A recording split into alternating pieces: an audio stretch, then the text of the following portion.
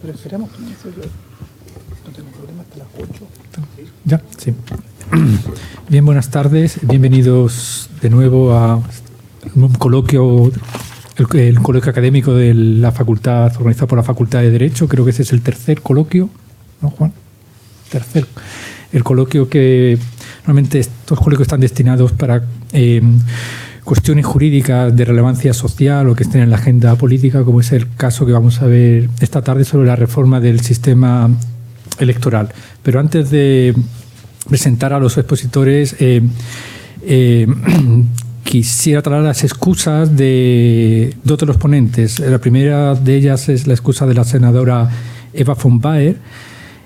Normalmente cuando realizamos coloquios académicos con ribetes políticos, intentamos invitar a la mayoría de las fuerzas políticas y cumplir con el pluralismo jurídico. De hace tiempo nos habíamos contactado con la senadora, pero incluso habíamos cambiado algunas fechas a petición suya, pero en el último momento la senadora no ha podido venir porque tenía otra actividad en la región.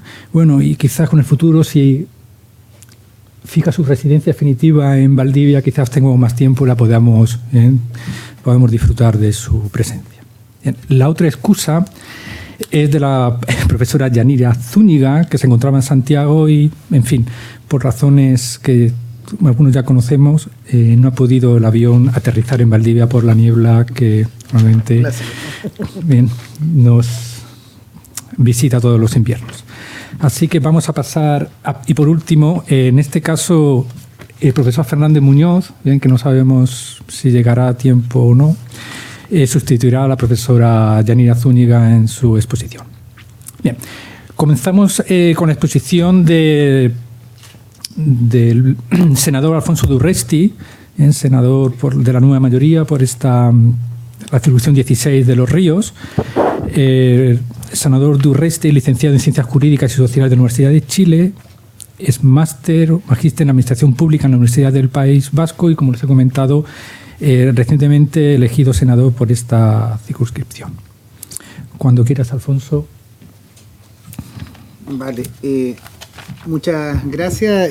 Saludar a nuestro presentador y a quienes nos van a acompañar en la presentación, saludar a la facultad. Me es muy grato poder exponer o discutir o no sé cómo lo iremos a plantear, un tema de reforma al sistema electoral binominal en nuestro país. Lamentar que no esté la senadora, mi partner desde el punto de vista de quienes somos electos por esta zona, porque al menos había planteado así mi presentación de poder hacer una confrontación, o más que una confrontación, poder hacer un contrapunto desde el punto de vista electoral o desde el punto de vista de visiones ideológicas que tenemos respecto al sistema electoral, pero trataré de hacer la exposición tal cual lo teníamos presentado.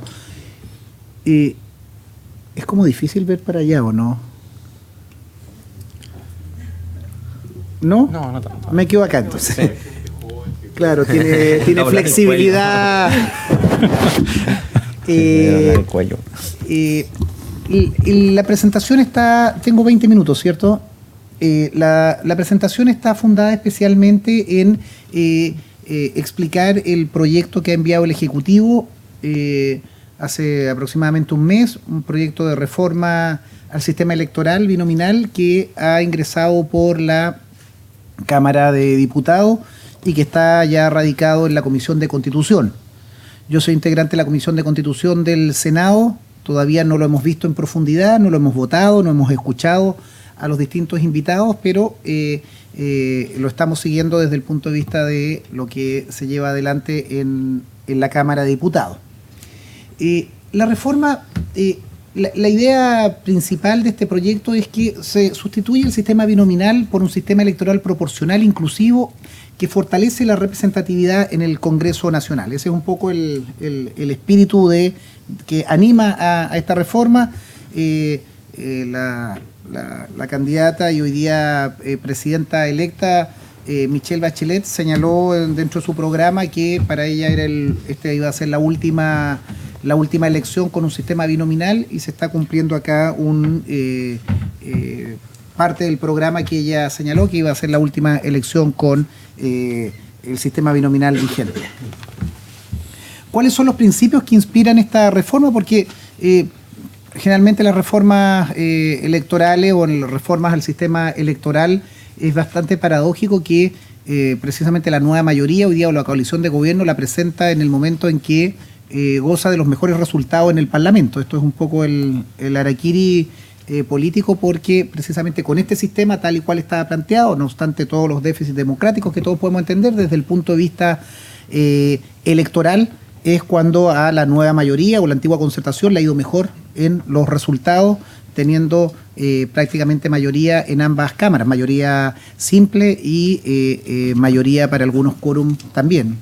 El mejor resultado electoral en todas las elecciones democráticas, teniendo en consideración particularmente, al menos haciendo la distorsión o la corrección en materia senatorial, que es el mejor resultado porque no contamos en esta oportunidad con los senadores designados, que establecían una supramayoría también en función no de la mayoría gobernante, pero quiero señalar eso, que dentro de los principios, más poder a la ciudadanía, mayor representatividad del Congreso Nacional y reducir la desigualdad del voto. Estos son los conceptos un poco que animan esta reforma. Poder de la ciudadanía, mayor representatividad en el Congreso, que en definitiva quienes estén en el Congreso representen proporcionalmente el electorado que los votó a lo largo del país, y reducir la desigualdad del voto, también ciertos elementos que vamos a analizar desde el punto de vista de cuánto representa cada uno de los parlamentarios, a cuántos electores, o cada senador, cada diputado, a cuántos electores, a cuántos ciudadanos aproximadamente representa. ¿Cuál es el diagnóstico? Acá hay un diagnóstico que no sé si es compartido, por eso les planteaba que me hubiera gustado esto poder confrontarlo ideológicamente, electoralmente, con alguien con el cual uno es antagonista político, para poder discutir y para poder confrontarlo. Yo señalo que los partidos nominan a los ganadores, la gente no elige. Con el sistema binominal, ustedes conocen el sistema, las coaliciones, en este caso la nueva mayoría, que estaba compuesta por 7 partidos, tenía que elegir a 2. En el sistema binominal, el pacto nueva mayoría tenía 2, la alianza le es un poco más fácil desde el punto de vista al menos de representación de la cantidad de partidos, al menos, más no dentro de cada uno de ellos, tenía que elegir a 2, tiene que elegir a 2. Obviamente en la alianza se ha zanjado esto con uno del partido UDI, otro del partido Renovación Nacional o algún independiente, esa dupla. En la nueva mayoría esto siempre ha sido más difícil porque son 7 partidos desde el punto de vista formal, además de los independientes, lo cual siempre excluye desde el punto de vista que solo va uno de un partido y otro de otro, y quedan por lo menos 5 partidos sin representación en candidatos en el distrito o circunscripción en el cual se presenta. Aquí yo señalo que el sistema binominal, los ciudadanos tienen una limitada oferta de candidatos. En definitiva, tienen que votar entre esos 2 y muchas veces no hay opción de votar por esos 2, salvo que existan primarias. En el último proceso electoral se introdujeron primarias en varios lugares de Chile, son 10 distritos, si mal no recuerdo, como nueva mayoría, y se hicieron algunos distritos dentro de los partidos, y al menos a mí me cupo hace exactamente un año la elección de una primaria no convencional hecha por mi partido, por el Partido Socialista, entre 2 militantes del partido para definir quién era el candidato, resultando yo electo en una primaria no convencional, partidaria, el día 23 de junio, una semana antes de la primaria legal, que fue la primaria presidencial, que esa estaba acogida a la ley de primaria. Nosotros nos acogimos en la forma a esa ley, pero fue organizada, financiada y escrutada por la propia organización política del Partido Socialista. Eso fue el 23 de junio. Es el único candidato a senador en Chile que al menos surgió su propuesta o mi candidatura a través de una primaria. También nosotros en el diagnóstico establecemos acá que hay poca incertidumbre y sensación de que el voto no cambia nada. El sistema binominal, con su limitada oferta, vuelve poco atractivo el ir a votar. Al trasladar la decisión de la oferta a los candidatos, el ciudadano siente que solo confirma una decisión ajena. Cuando hay una alternativa, si uno vota por una determinada coalición y solo en esa coalición hay dos candidatos, uno muchas veces no se siente representado sobre eso y generalmente hay uno más fuerte que otro y uno dice, más o menos, este va a ganar. Hay poca incertidumbre. Además, teniendo en cuenta que los quórums son prácticamente imposibles, uno tiene que duplicar a la lista que sigue, uno dice, va a salir uno de acá y va a salir uno de allá. Hay poca incertidumbre. Entonces, en el diagnóstico, poca capacidad de los ciudadanos para decidir, salvo las primarias, de decir quién va a ser el candidato, o si es de la coalición o del partido que a mí me interesa, y por otro lado, poca incertidumbre. Uno sabe más o menos va a salir uno y uno, de uno y un lado, y de este lado seguramente este es más fuerte que este otro. Entonces, en ese diagnóstico es importante tenerlo. Conclusiones. Esto lleva a una baja participación, un debilitamiento de la democracia. Hay gente que claramente se resta.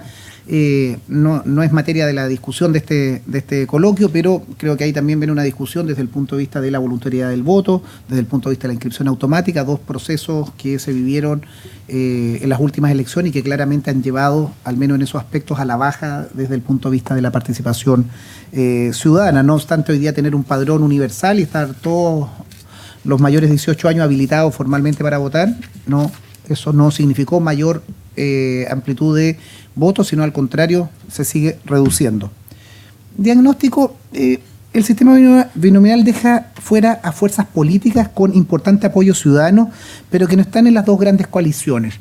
Esto es uno de los diagnósticos consignados en los orígenes de la ley. Yo esto lo traje directamente del mensaje y de la filosofía que inspira este proyecto, pero aquí tengo mis matices porque si hoy día uno ve especialmente en las dos cámaras la representatividad de partidos, hay de toda la coalición, desde los 7 partidos de la nueva mayoría, partidos pequeños, movimientos como el Movimiento Amplio Social del Senado Navarro, la Izquierda Ciudadana del diputado Aguiló, ahí están.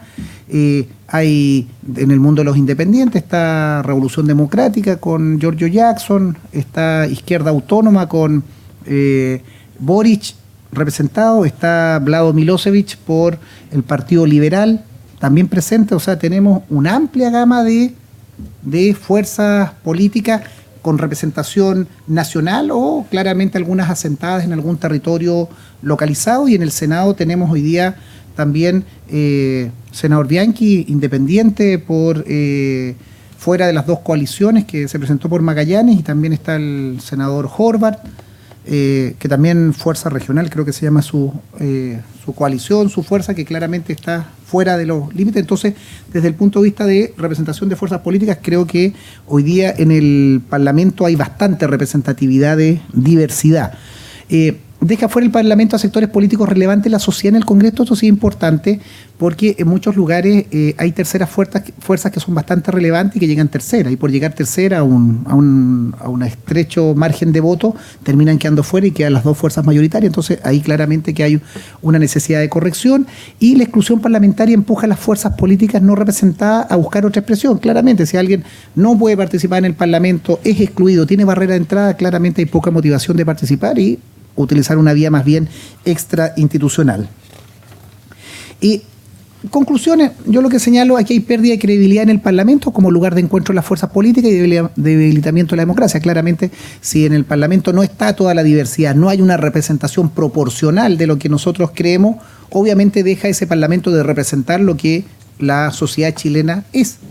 Cambio en materia etaria, en materia de sexo, en materia de territorial, en materia de ideas, claramente queda debilitado. Propuesta de un nuevo sistema electoral. La ley establece que es un sistema proporcional, inclusivo y representativo. Estos conceptos son bien importantes porque no solo es proporcional desde el punto de vista, como su nombre lo indica, y ustedes los habrán estudiado se hace todavía derecho político, ¿no? Teoría constitucional. Teoría constitucional. Estoy viejo. Ya no existe derecho político. Hace mucho rato. Todo el derecho es político. Entonces. Ya, todo el derecho es político ya. Ya.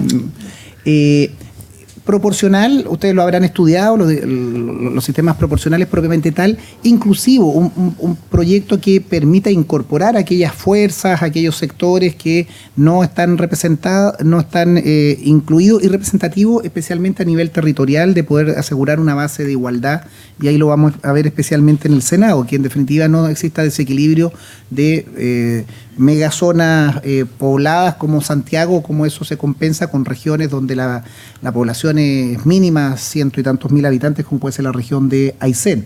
¿Cómo tú equilibras eso? ¿Cómo en definitiva hay senadores que son de Aysén y debieran tener una base de representación igual que la región metropolitana? Pero también cómo se trabaja el principio de representatividad, que en Santiago hoy día aproximadamente un senador tiene que ser electo con unos 280.000 votos, y el senador de Aysén es con 14.000 votos. ¿Cómo equiparamos eso cuando a la hora de votar en el Senado el voto del senador de uno u otro lugar? Entonces, eso claramente genera una distorsión. Reducir la desigualdad del voto. La diferencia de valor del voto en Chile, según el lugar donde se emita, es demasiado alta y obstaculiza la igualdad del voto. No se puede emprender una reforma sin reducir significativamente esta desigualdad inaceptable en cualquier democracia. Volvemos al mismo tema. Senador con 14.000 votos, senador de la República, uno de 38 en el Senado, senador de 280.000 votos por Santiago, por poner un ejemplo, José Miguel Osandón o Carlos Monte o ¿quién está al otro lado? Carlos Monte, Guido Girardi o Andrés Alaman, todos están sobre 200 y tantos mil votos, tienen la misma representatividad que el senador, tiene el mismo valor en voto que el senador electo por Magallanes o por Punta Arenas. Chile, esto es importante también como concepto.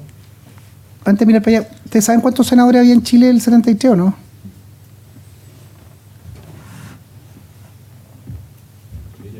Ya. Se ha puesto allí en la diapositiva. 50. ¿Y cuántos diputados? 150, me están mirando. Esto prácticamente con la mitad de votos, con la mitad de población en Chile. Entonces, entendamos un poco, cuando uno plantea, y vamos a entrar en el detalle de números o cómo se ha planteado la reforma, entender también que la cifra de 50 senadores, 155 diputados, no es una cifra, digamos, aleatoria, sino que una cifra que equipara o tiene un continuo del Parlamento electo hasta septiembre del 73, en que habían 150 diputados y habían 50 senadores. Aquí lo que nosotros hablamos de permitir la representación e inclusión de todas las corrientes políticas significativas. En definitiva, la vía para ingresar al Congreso Nacional de corrientes más significativas de la sociedad es la de reducir el número de distritos y circunscripciones. Cuando se establecen, y lo vamos a ver luego en las simulaciones, hoy día hay 60 distritos, en cada distrito se eligen dos diputados. Muchas veces los distritos, además, fueron hechos en absoluta falta de participación democrática, no hubo ninguna opinión, sino que simplemente se hizo de manera cartográfica. Esta comuna se incluye, y tratando de compensar las que no hubiera una sobrerepresentación de la izquierda o que no hubiera una sobrerepresentación de sectores que no eran afines a las ideas dominantes, que eran unas ideas de derecha. Entonces, claramente los distritos, si uno los ve incluso en las conformaciones, son increíbles. Hay distritos con una comuna, hay distritos con 12 comunas, 16 comunas creo, que llega a haber un distrito en la zona de Cabrero. Hay distritos en que son dos provincias distintas. Hay distritos en los cuales son realidades distintas, son de cordillera mar.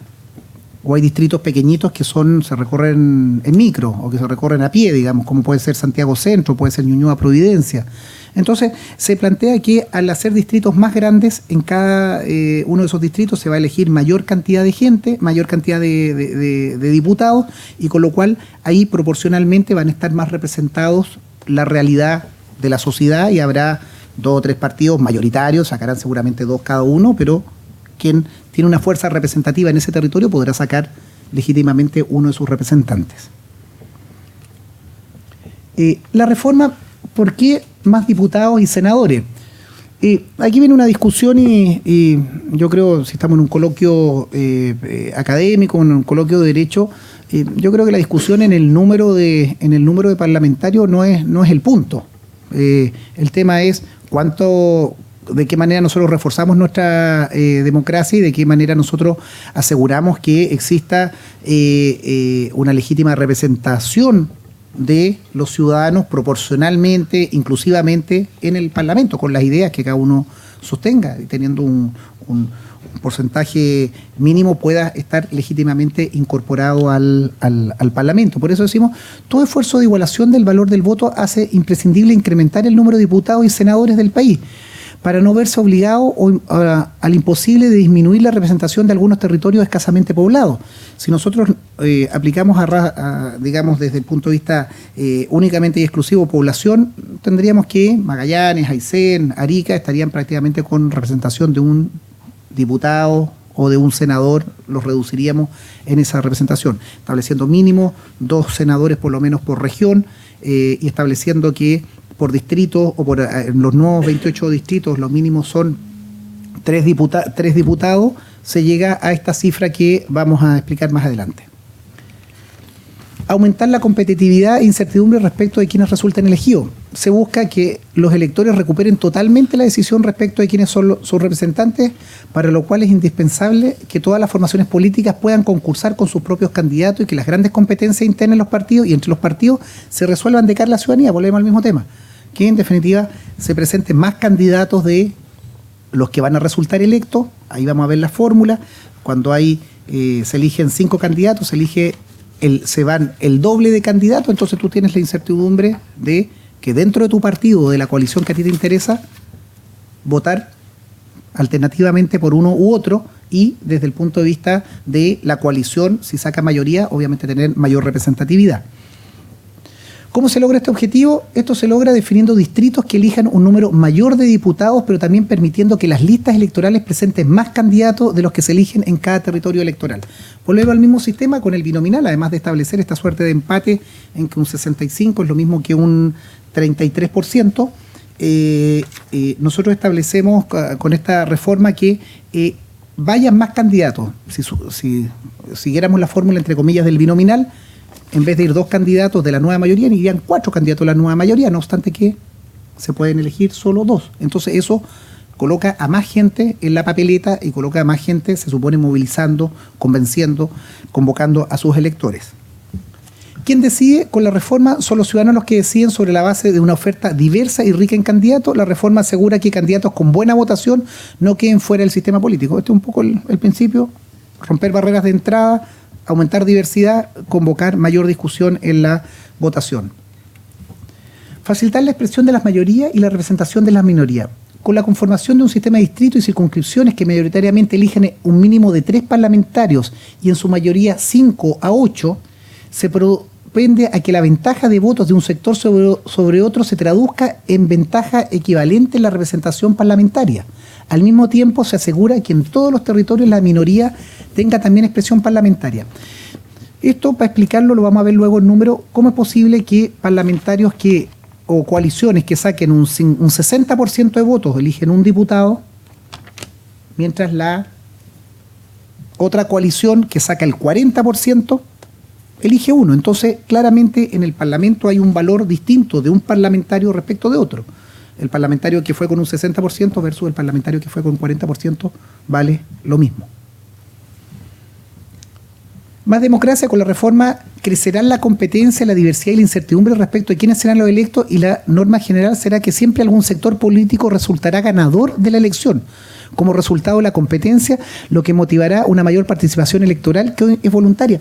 Yo les quiero señalar que si no se produjeran doblajes en el país y no se produjera la irrupción en buena hora hoy día de movimientos locales, fuerzas locales o fuerzas fuera de las 2 grandes coaliciones, nosotros tendríamos un empate perfecto.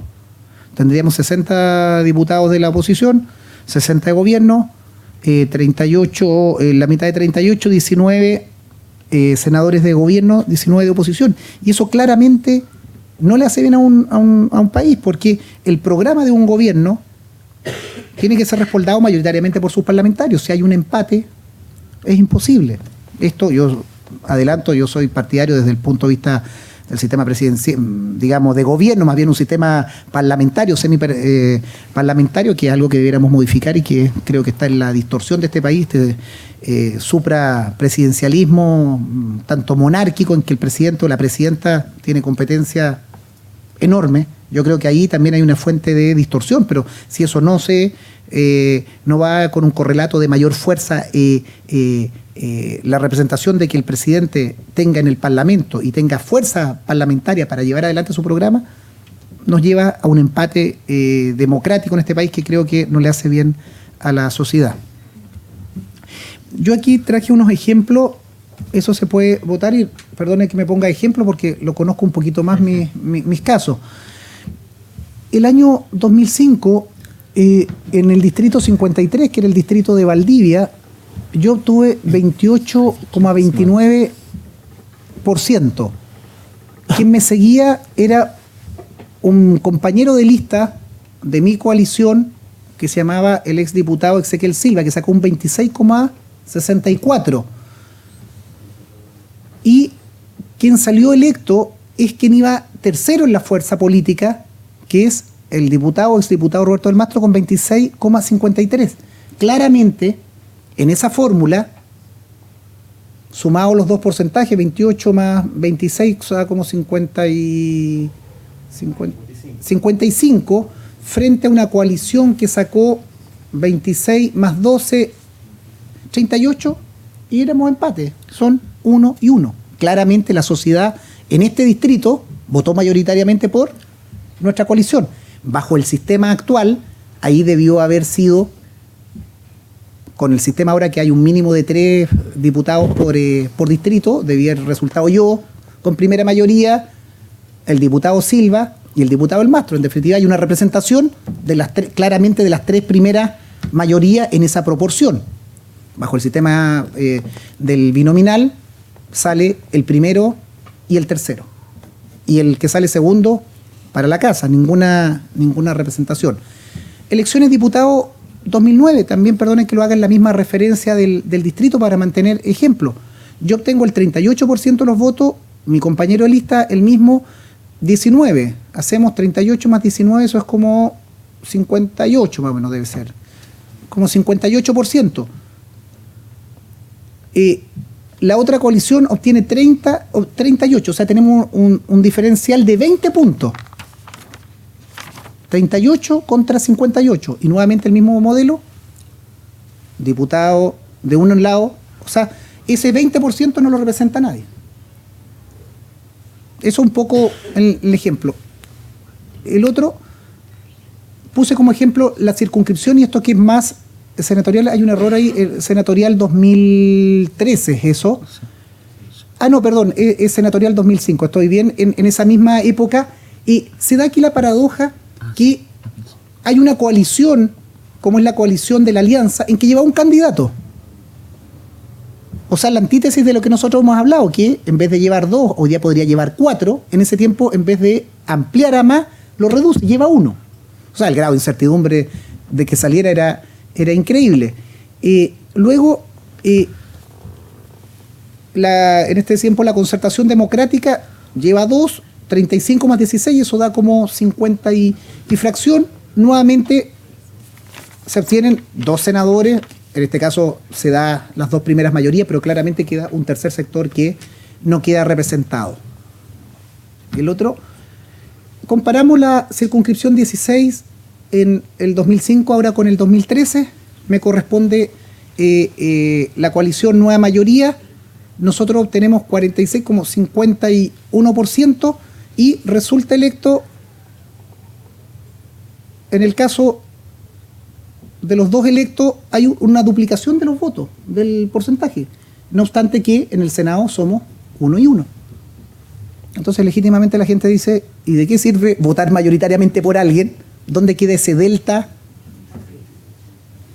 Aquí en los senadores va a haber una observación que se los voy a señalar a propósito del sistema, porque de la reforma, porque hay 5 regiones en los cuales, y al menos esto es una observación que yo haré cuando nos toque discutir en particular el proyecto, en que en materia de elección se mantiene el el sistema de 2 candidatos.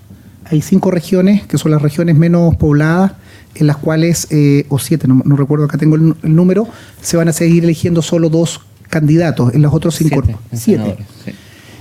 Claro, porque es la metropolitana menos. Estoy casi en el tiempo. Entonces, son buenas las cifras porque permite establecer que hay aproximadamente muchas veces un 20% de votación de gente que fue a votar, que gente que se manifestó por un candidato, que se manifestó por una coalición y que se va para la casa sin un resultado. Y esto da para todos lados. No hay comunas en las cuales es ampliamente mayoritaria la nueva mayoría, en otras que tiene una mayoría la alianza, y en otras en que hay una tercera fuerza que claramente es o tercera fuerza o a veces segunda fuerza. La reforma de diputados. Se establecen 28 distritos que eligen entre 3 y 8 diputados cada uno. Ya no hay 60 distritos con 2 cada uno, 60 por 2, 120, sino que hay 28 distritos. Esta nueva configuración tiene las siguientes limitaciones. La extensión territorial de los distritos no excederá los márgenes de una región. Efectivamente, las regiones más bien se van sumando distritos. En el caso puntual de la región de Los Ríos, se suma el distrito 53 con el 54, Valdivia con La Unión, y toda la región es un distrito para diputados. Los nuevos distritos se constituyen a partir de la agregación de distritos hoy existentes. En definitiva, más que hacer nuevos distritos, se suman el 53 con el 54, esa es la fórmula. Es suma de distritos más que nuevos distritos, más que conformación de nuevos distritos. La asignación del número de escaños no reducirá en términos absolutos la representación que tienen hoy los distintos territorios. En definitiva, cada territorio sigue representado y generalmente se incrementan porque la base va a ser de 3. De los 35 escaños adicionales, subimos de 120 a 135, 35 adicionales. En la actual integración de la Cámara, un total de 23 se asignaron para corregir la subrepresentación de los grandes centros urbanos del país. Yo les quiero señalar que, por ejemplo, hay diputados, no me acuerdo el número, cómo se llama el distrito, pero el distrito que es Estación Central, Cerrillo y Maipú, creo que tiene 700.000 habitantes. Y ahí hay 2 diputados. Claramente ese diputado, o el diputado que está en Puente Alto, La Pintana y San José de Maipo y Pirque, ahí creo que hay 1 millón de electores. O sea, son situaciones desproporcionadas.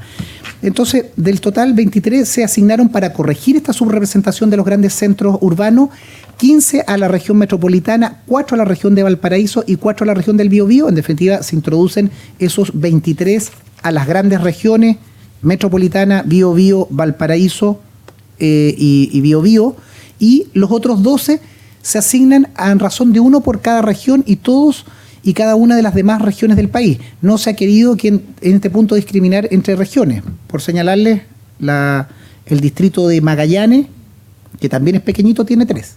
El distrito de Aysén sube a 3, aunque proporcionalmente va a tener menos representatividad porque siguen siendo poca población, pero se estableció al menos un principio básico para todo el país. En el Senado, la Cámara Alta elegirá de 38, pasaremos a 50, y cada región pasará a ser una sola circunscripción. Antiguamente teníamos varias regiones que estaban divididas. Para poner un ejemplo, acá en la Araucanía, había la Araucanía Norte, más bien Mayeco, y en la Araucanía Sur, que era más bien Cautín. Elegían 2 arriba, 2 abajo. Hoy día todas las regiones son una sola circunscripción. 5 de las regiones mantienen el número actual de 2 senadores. Eran 5.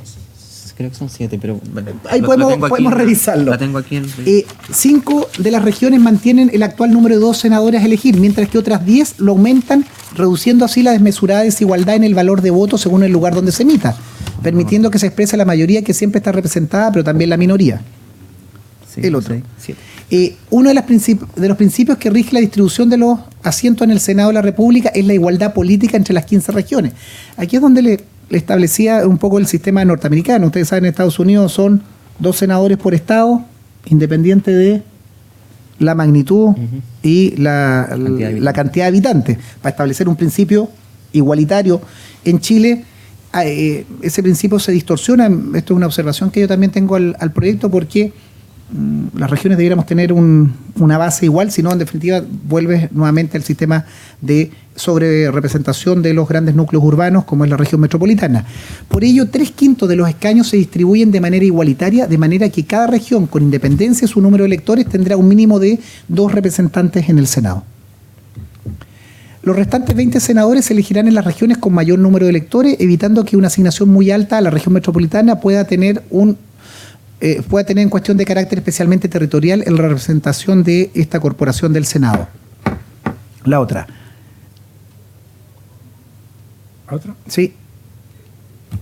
Las regiones de O'Higgins, Coquimbo y Los Lagos pasan de 2 senadores a 3.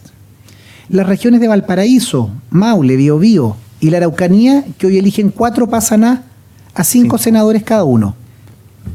Por último, la región metropolitana de 4 pasa a 7. De los 12 nuevos escaños senatoriales, 3 irán a la región metropolitana, 2 a la nueva región de Arica y Parinacota. Ojo en esto que en realidad el aumento de senadores no es de 38 a 50, sino que más bien es de 40 a 50, por yo creo, una falta de presión y de capacidad de exigir sus derechos. Cuando se creó la región de Arica Parinacota, ellos no establecieron directamente la circunscripción. Sí lo hicimos aquí en la región, estableciendo que la región pasaba a ser la región de los ríos con exclusión de la provincia de Osorno, para pesar de algunos santiaguinos. Y se agrega uno adicional en cada una de las otras 7 regiones más pobladas. Con esto la gran mayoría de los senadores, 76%, serán electos en circunscripciones de 3, 5 o 7 escaños. Valor del voto, esto se los voy a dejar como antecedente. Este es un estudio en que un poco establecemos el valor de cada voto. Si yo voto en Santiago, si voto en el distrito de Puente Alto o voto en el distrito de Coyhaique, de qué manera mi voto, mi diputado, cuánto representa, cuál es el valor de cada voto en el Senado. Y en definitiva, uno como senador, ¿a cuánto representa? Yo al votar como senador, mi voto, 1 entre 38, ¿a cuántos electores votaron por mí? ¿A cuántos electores yo represento? Voy bien, queda poco tiempo, quedan como 4 nomás. Se propone, las reglas complementarias, se propone que los partidos o pactos puedan presentar hasta un número de candidatos que doble el número de cargos a elegir. En el caso, para verlo en caso senatorial, si nosotros acá elegimos 2 senadores, la nueva mayoría, mi coalición, podría presentar 4 candidatos. Esta idea permitiría aumentar las opciones a disposición de los electores y facilitará la renovación de los representantes. Esto, en definitiva, es la fórmula que se llama 2 por N. Se ha introducido una discusión en la Comisión de Constitución en que más bien 2 más N, que serían los que existen más 2. En el caso de la región sería lo mismo porque somos 4, o sea, daría lo mismo, pero en las regiones que, por ejemplo, son 3 más 2, lo cual igual aumenta la cantidad de candidatos. Más mujeres en política, se establece precisamente una fórmula de aseguramiento de una cantidad. No puede haber ningún sexo sobre representado en una determinada cantidad. Ahí están los porcentajes en cada uno de eso, en cada uno de los porcentajes, y esta norma se propone como transitoria, aplicable a las elecciones del 2007 al 2029 para romper la barrera de entrada en materia de representación. Recordar que Chile, me traje las cifras, Chile cuenta con una de las mayores bajas de representación política de las mujeres en América Latina. Estamos con un 15% versus un 22,3%, y en comparación con otros países vecinos, para compararnos con iguales, Argentina está en el 39% con Cristina a la cabeza, Bolivia con un 25% y Perú con un 28%. Claramente estamos bajo los parámetros internacionales y particularmente de nuestro vecindario.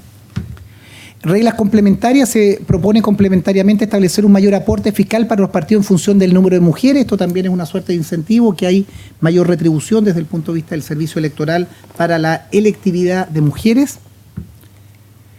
También es una regla transitoria. Reglas complementarias, esto es un sistema para poder actualizar desde el punto de vista del censo. Hay distritos, ciudades que cambian en 12 años enormemente su población. Más que establecer una ley especial, se van a establecer ciertos sistemas de redistribución en función de los propios mecanismos del censo, si no creemos. Y otros proyectos que forman parte del contenido de esta iniciativa, aquí sí que termino. Vacancia, esto a mí no me gusta, lo voy a votar en contra.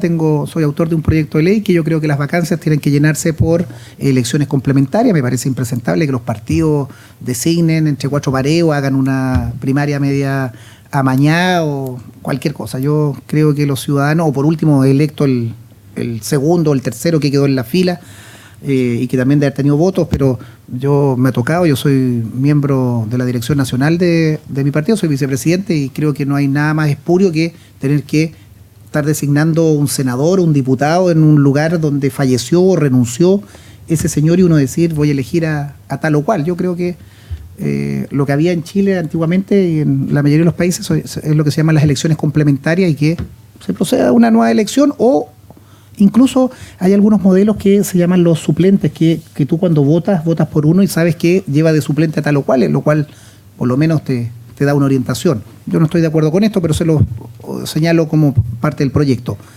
Y inhabilidad para dirigentes sindicales, se elimina la inhabilidad que impide a dirigentes sindicales y gremiales que puedan ser candidatos al Parlamento. Esta era una norma que hace mucho tiempo existía. Muchas gracias.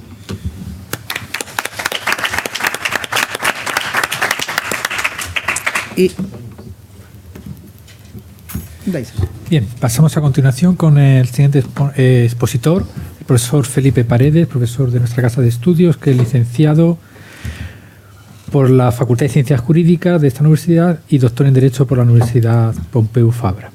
Felipe, tienes estrictamente 20 minutos. Estrictamente 20 minutos, de ceñirme el tiempo. Gracias, José, por la presentación. Debo decir que también lamento la ausencia de la senadora Fombay. Siempre en una democracia es sano el debate, y sobre todo porque la senadora ha sido una de las grandes defensoras del sistema binominal. Ustedes saben, ella, además de su carrera política, ha tenido una carrera como académica, y en varios de sus trabajos ha defendido el sistema binominal. Entonces habría sido muy bueno que estuviera aquí, pero bueno, lamentablemente no hemos podido contar con su presencia. Yo lo que haré básicamente es analizar el proyecto sobre la base de la teoría de los sistemas electorales.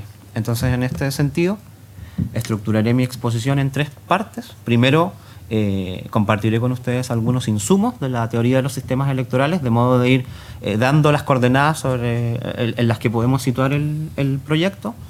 En segundo lugar, dado que ya el senador Durresti nos contó con bastante detalle, pretendía yo también hacer lo mismo, pero lo haré de una forma muy sintética, simplemente enunciando los aspectos que me parecen de mayor relevancia, y en tercer lugar haré una valoración. ¿Ya?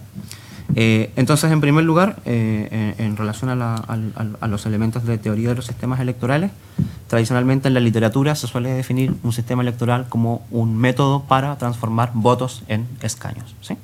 En cargos. Esto porque, evidentemente, cuando se trata de distribuir circunscripciones plurinominales, es decir, de repartir cargos, no siempre es posible hacer coincidir las votaciones de los partidos con los escaños, porque nunca va entero, o sea, siempre es necesario dividir esa suma. Entonces, por lo tanto, es necesario crear un sistema para lograr de forma matemática hacer esa traslación, ¿no? Transformar esos votos en escaños. Y en este sentido, los sistemas electorales se estructuran sobre la base de 3 elementos, ¿sí? Estructura del voto, o se integran sobre la base de 3 elementos: estructura del voto, circunscripción o distrito, y en tercer lugar la fórmula, ¿sí? Que es la operación matemática que se realiza. La estructura del voto es la manera en cómo los electores expresan su preferencia, ¿ya? Y la distinción más clásica que realiza la literatura distingue entre voto categórico, es decir, el elector expresa una preferencia, y voto ordinal, el elector expresa varias preferencias. Entonces, también tanto la categoría del voto categórico como la del voto ordinal admiten sus clasificaciones. Así, la primera, en el primer caso se suele hablar de voto sobre la base de una candidatura unipersonal, el elector vota por un candidato, o en segundo lugar, un sistema de listas, ¿no? El elector vota por una lista, y en este caso hay una segunda subdivisión clásica entre un sistema de lista abierta y un sistema de lista cerrada, ¿no? En el sistema de lista abierta, el elector vota por un candidato, pero los escaños se imputan a las listas, y luego hay que hacer una operación dentro de la lista para determinar qué candidato dentro de la lista accede al escaño. Y un sistema de lista cerrada, donde el elector vota por la lista completa, ¿no? Por el pack completo, y la lista entera accede al Parlamento. Y a su vez, en el caso de los sistemas ordinales, de estructura de voto ordinal, hay tantas posibilidades como pueda, ¿no?, imaginársela quien diseña el sistema, ¿no? Bueno, sistema de voto alternativo, de voto complementario, voto único transferible. No me voy a detener aquí por razones de tiempo, ¿no? En segundo lugar tenemos la circunscripción, que es la unidad política territorial que sirve de base de cálculo para la aplicación de la fórmula, ¿sí? Es decir, la cantidad de habitantes que se computan para la aplicación de la fórmula, que la fórmula, en tercer lugar, es básicamente una operación matemática que tiene un objetivo concreto, ¿sí? Y es por eso que en gran medida la literatura ha hecho sinónima la clasificación de las fórmulas electorales con la de sistemas electorales, pero en definitiva la fórmula electoral también está... el hecho de que la fórmula cumpla con su objetivo está determinada por estos otros dos elementos, ¿no? La estructura del voto y el tamaño de la circunscripción. En materia de fórmulas electorales hay una clasificación que es la más básica, que distingue entre fórmulas y en ese sentido también entre sistemas mayoritarios y sistemas proporcionales, ¿sí? La distinción dice relación con los objetivos que se persiguen en cada uno de los dos casos. En el caso de los sistemas mayoritarios, lo que se persigue es crear una coalición de gobierno fuerte, ¿sí? Cohesionada, que pueda dotar de gobernabilidad al Ejecutivo. Y en el caso de los sistemas proporcionales y de las fórmulas proporcionales, se pretende la inclusión y la representatividad, es decir, que el Parlamento pueda dar cabida a las distintas fuerzas políticas que cuentan con un mínimo de viabilidad en el sistema, y en este sentido la imagen, creo que en algún momento lo discutíamos también en clases, aquí hay varios de mis estudiantes, en este caso el Parlamento funciona como una especie de espejo, ¿sí? Pretende reflejar la composición política en una sociedad, pretende reflejarla en el Parlamento. Y obviamente dentro de esta clasificación gruesa existen distintas posibilidades. Se suele hablar, siempre se suele citar el sistema uninominal como el ejemplo clásico del sistema mayoritario, pero existen otras fórmulas, como también existen sistemas plurinominales, y en el caso del sistema uninominal se puede distinguir entre el sistema uninominal a una vuelta, a dos vueltas, ¿no? Y en el caso del sistema de los sistemas proporcionales también hay una pluralidad de alternativas, y esto lo digo porque el proyecto plantea una de esas fórmulas, que es la fórmula D'Hondt, que es una fórmula que tiene mucha tradición en nuestro país, porque ha sido utilizada en el periodo anterior al golpe de Estado para la elección parlamentaria, y que en la actualidad se utiliza en la Ley Orgánica de Municipalidades para las elecciones a concejales, y que también se utiliza en la elección de consejeros regionales. Entonces es una fórmula pero ojo, que no es la última, no es la única, existen otras alternativas, y que esas alternativas también están mediadas por los propósitos que consiguen. Entonces la clasificación más gruesa de las fórmulas proporcionales es la que distingue entre métodos de cociente y residuo electoral, que se aplica un cociente que determina el número mínimo para determinar cuánto equivale en votos un escaño, y allí también hay distintas fórmulas, la fórmula de cociente simple, la DRUP, no quiero entrar en detalles, pero si tienen alguna duda, luego en el debate lo podemos hacer. Y en el caso de las de cifra repartidora, que lo que se caracteriza, a diferencia de las de cociente, que es un divisor que determina el número de escaños, en las de cifra repartidora lo que hay es un divisor que opera tantas veces de forma sucesiva hasta completar el número de escaños. Entonces, por ejemplo, si la circunscripción es una circunscripción plurinominal en la que se eligen 5 escaños, en el caso del método D'Hondt lo que se hace es dividir por 1, por 2, por 3, por 4, por 5, porque 5 es el número de escaños, hasta obviamente completar el número de 5, y con eso se elabora una tabla, ¿sí? Por ejemplo, se los voy a poner un ejemplo muy simple. El partido A obtiene 10.000 votos, ¿sí? Entonces usted divide esos 10.000 por 1, por 2, por 3, por 4, por 5.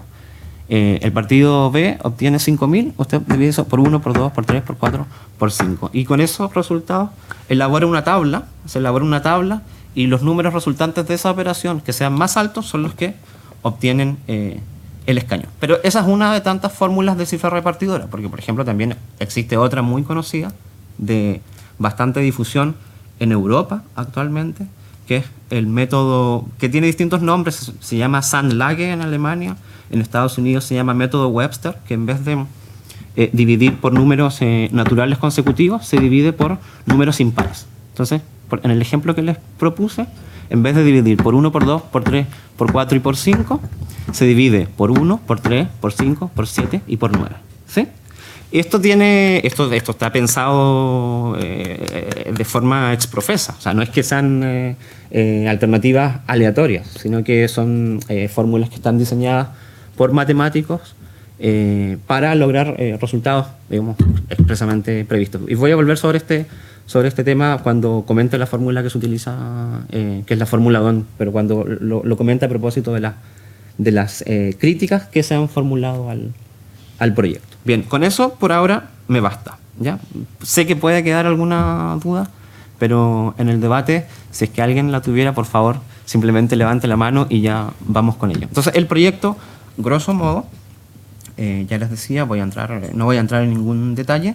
Lo que hace, digamos, las modificaciones que propone al sistema electoral para las elecciones parlamentarias, ¿sí? No hay que perder de vista ese elemento.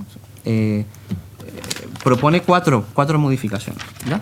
Me voy a referir a 3 de ellas. En primer lugar, aumenta el tamaño de las circunscripciones, ya lo comentaba el senador. En el caso de las circunscripciones de diputados, se pasa de circunscripciones binominales. Bueno, ambas son binominales, ¿no? En la actualidad, que es un invento chileno, ¿no? Las circunscripciones binominales, porque se eligen 2 escaños, se pasa a circunscripciones plurinominales que son de tamaño variable, ¿no? Ya lo explicaba el senador que son de tamaño variable, que van de 3 a 8 en el caso de las elecciones de diputados y 2 a 7 en el caso de la elección al Senado, con los matices y con la justificación que ya el senador Resti dio. Son 100, sí, porque si uno cuenta son 7, de 2 a 7, y esto se logra fundamentalmente a través de dos formas, ¿no? Que actúan de manera coadyuvante. Se disminuye el número de distritos y circunscripciones, por una parte, ¿sí? Se disminuye, actualmente son 60 en el caso de los diputados, se pasa a 28, y en el caso de los senadores, que actualmente son 19, se pasa a 15. Van a ser en el proyecto 15 circunscripciones, y se aumenta el número de parlamentarios, ¿no? Como ya también se señaló. En el caso del Senado, de 38 se pasa a 50, y en el caso de la Cámara, de 120 se pasa a 155. En segundo lugar, se aumenta el tamaño de las listas, ¿sí? También es una cuestión que ya fue explicada. Actualmente las listas, y eso está regulado así en la ley 18.700, que es la ley orgánica de votaciones populares y escrutinio, las listas pueden tener un número máximo de candidatos equivalente al número de escaños, es decir, 2. Pueden presentar menos, pero no pueden presentar más de 2, ¿sí? Y el proyecto pretende aumentar el tamaño de las listas en las condiciones y con las limitaciones que ya se explicaron.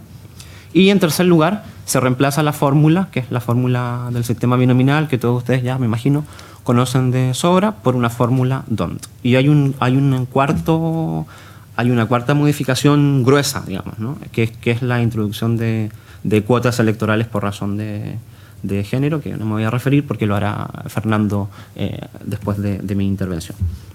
Bien, entonces con estos elementos yo creo que ya es suficiente para realizar una valoración. A mí en general el proyecto me gusta. Creo que desde el punto de vista de una democracia representativa es absolutamente indefendible la existencia del sistema electoral que actualmente nos rige, o que rige las elecciones parlamentarias. Creo que no vale la pena entrar en ese debate. Desde luego y por eso era interesante que hubiera estado la senadora, pero que ella ha sido una de las principales defensoras de su implantación, que es la estabilidad, ¿no? Es el principal activo. Yo creo que la estabilidad, desde luego, es deseable en una democracia, pero cuando se consigue de una forma artificial, me parece que no tiene ningún sentido mantenerla, ¿no?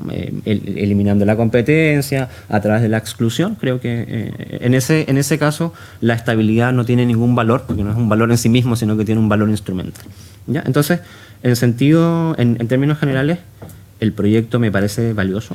Creo que va a aumentar sin duda la legitimidad del Congreso.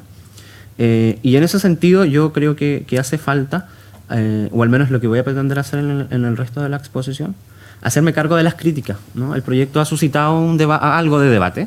El debate típico por la prensa, por la página 2 del Mercurio, y en ese sentido se han ido levantando algunas críticas. Me voy a hacer cargo de ellas y después alguna propuesta, alguna sugerencia de mi parte. La primera crítica, o al menos la primera que yo escuché, es que no es deseable que se aumente el número de parlamentarios, ya lo decía, ¿no? De 38 senadores se pasa a 50 y de 120 se pasa a 155 diputados. Me parece que esta es una jugada peligrosa. Creo que es necesario en eso concuerdo con el senador, que es necesario para lograr el objetivo de fondo del proyecto, que es aumentar la proporcionalidad, ¿no? la representatividad. Pero creo que es un recurso que es peligroso y que hay que llevarlo con cuidado. En algún momento la presidenta se defendió de esta crítica, señalando que no se iba a aumentar el gasto en materia de remuneraciones a los parlamentarios. Yo revisé el proyecto, no hay ninguna disposición en ese sentido, solamente la del artículo 3 del proyecto, que señala que el costo del proyecto se va a solventar con el ítem respectivo de la ley de presupuesto. Quizás allí yo creo que es una crítica menor, pero que sería deseable una solución expresa en ese sentido, ¿no? Que haya alguna norma que disponga que no se va a modificar y que en definitiva el mismo dinero que haya se va a repartir. Creo que es una cuestión que a lo mejor puede suscitar algo de oposición, pero me parece que actualmente, en términos de opinión ciudadana, una norma que aumentara, o dejar las cosas como están, en el sentido de aumentar el costo de funcionamiento del Congreso, yo creo que ensuciaría el proyecto. Entonces, en ese sentido, una observación. En segundo lugar, hay una crítica que también ha sido recurrente, que es que con este proyecto puede ser que alguien que obtiene menor votación, que salga electo alguien con menor votación que alguien que no resulta electo, ¿sí? El mismo efecto del sistema binominal. Creo que la crítica es cierta, desde luego que sí. En un sistema proporcional puede suceder eso,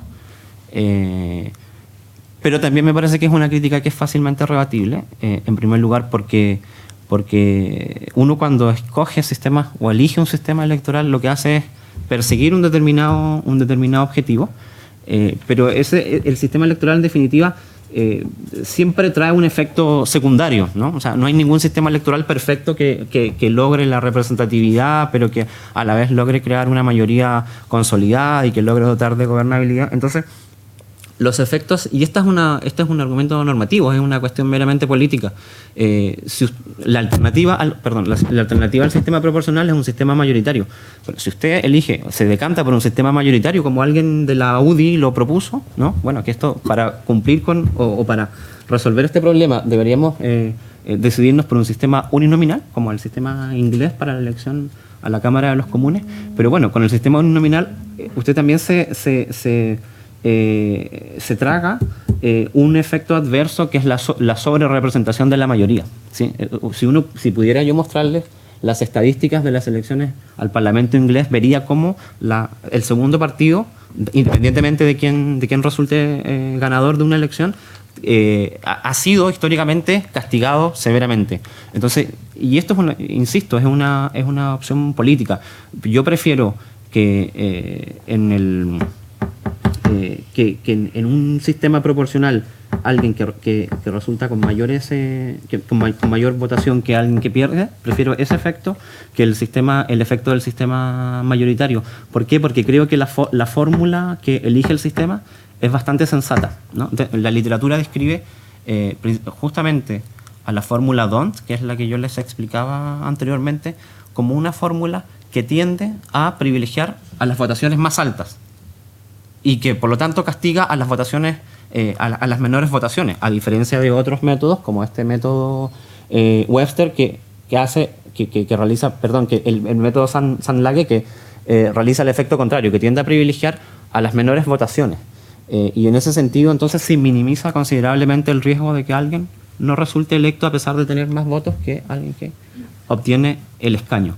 Sí, el argumento no funciona en el caso de las candidaturas independientes, porque compiten como una lista, ¿sí? Y eso es un efecto que se ha podido estudiar con bastante claridad en el caso de las elecciones municipales, ¿no? Donde los candidatos independientes, en ese sentido, han tenido dificultades para acceder a los cargos en la medida en que compiten como lista. Entonces un candidato compite con toda la lista. Y en ese caso sí, el argumento no funciona. Pero bueno, yo creo que los partidos políticos tienen un rol importante en la democracia sin perjuicio de permitir las candidaturas independientes.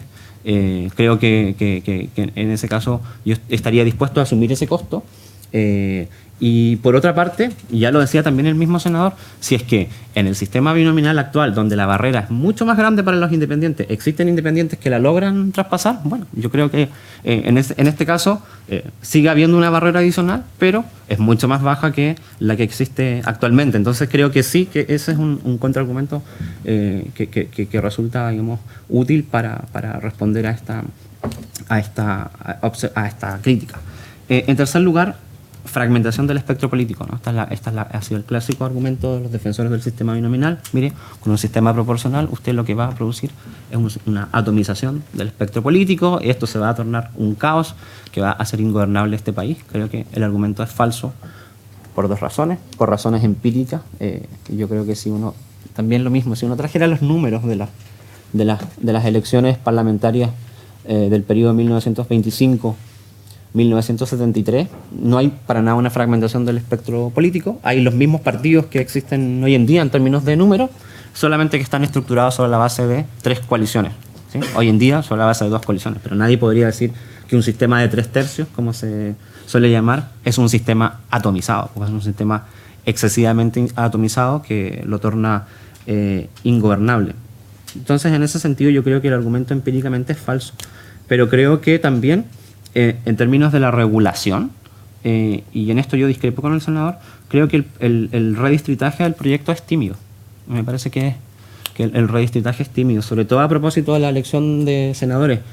Y en eso yo discrepo porque 7 de 12 me parece un número alto. 7 de 12 mantienen el actual tamaño de la circunscripción, es decir, hoy todos los distritos funcionan sobre la base de circunscripciones binominales, es decir, se eligen 2 cargos. En el nuevo proyecto, 7 de 12 mantienen el tamaño. Y esto es una cosa de sentido común. Sí, por eso les decía yo antes que los elementos del sistema adicionales a la fórmula determinan también los efectos de la fórmula. O sea, y es obvio, y esto está descrito, toda la literatura está conteste en este hecho, de que a mayor tamaño de la circunscripción, mayor proporcionalidad. Porque es lógico, porque usted tiene que repartir entre más gente, usted tiene que repartir la misma torta entre más gente. Por lo tanto, en la medida en que tiene distritos más grandes, asegura una mayor inclusión. Y en esto, al menos en el caso de la Cámara Alta, 7 de 12 siguen manteniendo el mismo tamaño. Es decir, son muy poco proporcionales. Es decir, pero si usted al sistema binominal le aplican cualquiera de las fórmulas, le dan los números. O sea, y existen autores como Dieter Nolen, John Carey, que caracterizan el sistema binominal como un sistema proporcional. Porque si usted aplica, pero claro, proporcional entre 2, es obvio que va a generar los resultados que todos ya conocemos. Entonces, en segundo lugar, por estas razones creo que el argumento o el temor es infundado, porque en la medida en que el redistritaje es tímido, es muy, o sea, el cambio es poco, me parece poco radical, los temores de fragmentación se disipan considerablemente. Aquí sí quiero introducir una propuesta, que todos los sistemas de cifra repartidora, el DONT, el Sandlage, el Imperial, todos funcionan sobre la base de un umbral de representatividad. Es decir, usted pone una barrera de entrada que siempre está establecida en términos porcentuales, que puede darse, qué sé yo, por ejemplo en España es de un 3% para las elecciones parlamentarias al Congreso de los Diputados y 5% para las municipales. Es decir, usted le pone un umbral de representatividad al partido político, de modo que si no cumple con ese umbral no puede entrar a la repartición, ¿sí? Y eso en Chile no existe en el proyecto, y tampoco existen en los otros DONT que actualmente están en la ley de municipalidad, en la ley orgánica y en la ley en la 19.175, en la LONGAR, que es la ley orgánica de Gobierno de Administración Regional. Entonces, bueno, si usted tiene un temor de que el sistema puede generar algún grado de atomización, póngale un umbral que puede ser más o menos alto dependiendo y esto yo creo que es importante, y para mi gusto es una de las razones que explican esta intuición general que tenemos todos, yo creo, de que en las elecciones municipales no importa tanto el partido político, ¿no? Sino que importa la persona. No sé si, bueno, al menos en la prensa constantemente se escucha esto. Bueno, es porque el sistema no genera una barrera de entrada. Entonces, desde luego que a la elección no hay ninguna barrera de entrada a la elección, es probable y es posible que gente desvinculada totalmente de los partidos pueda...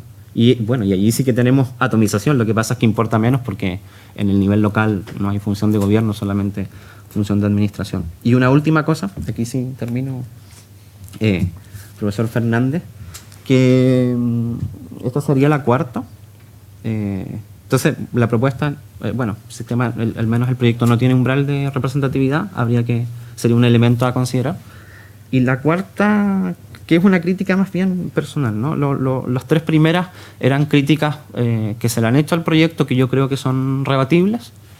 La cuarta es una crítica personal, y eso desde mi perspectiva me permite entender las distorsiones que existen entre los objetivos que se plantea el proyecto y luego por qué es tan tímido.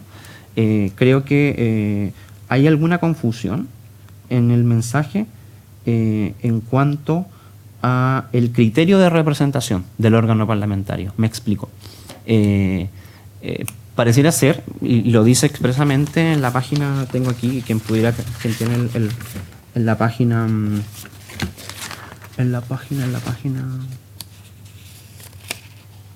6, donde dice contenidos de la propuesta, número 1, principios. Lo dice expresamente que el proyecto plantea a convertir el Senado en un órgano que avance, ¿no? En el sentido de ser constituido como un órgano de representación territorial, ¿sí?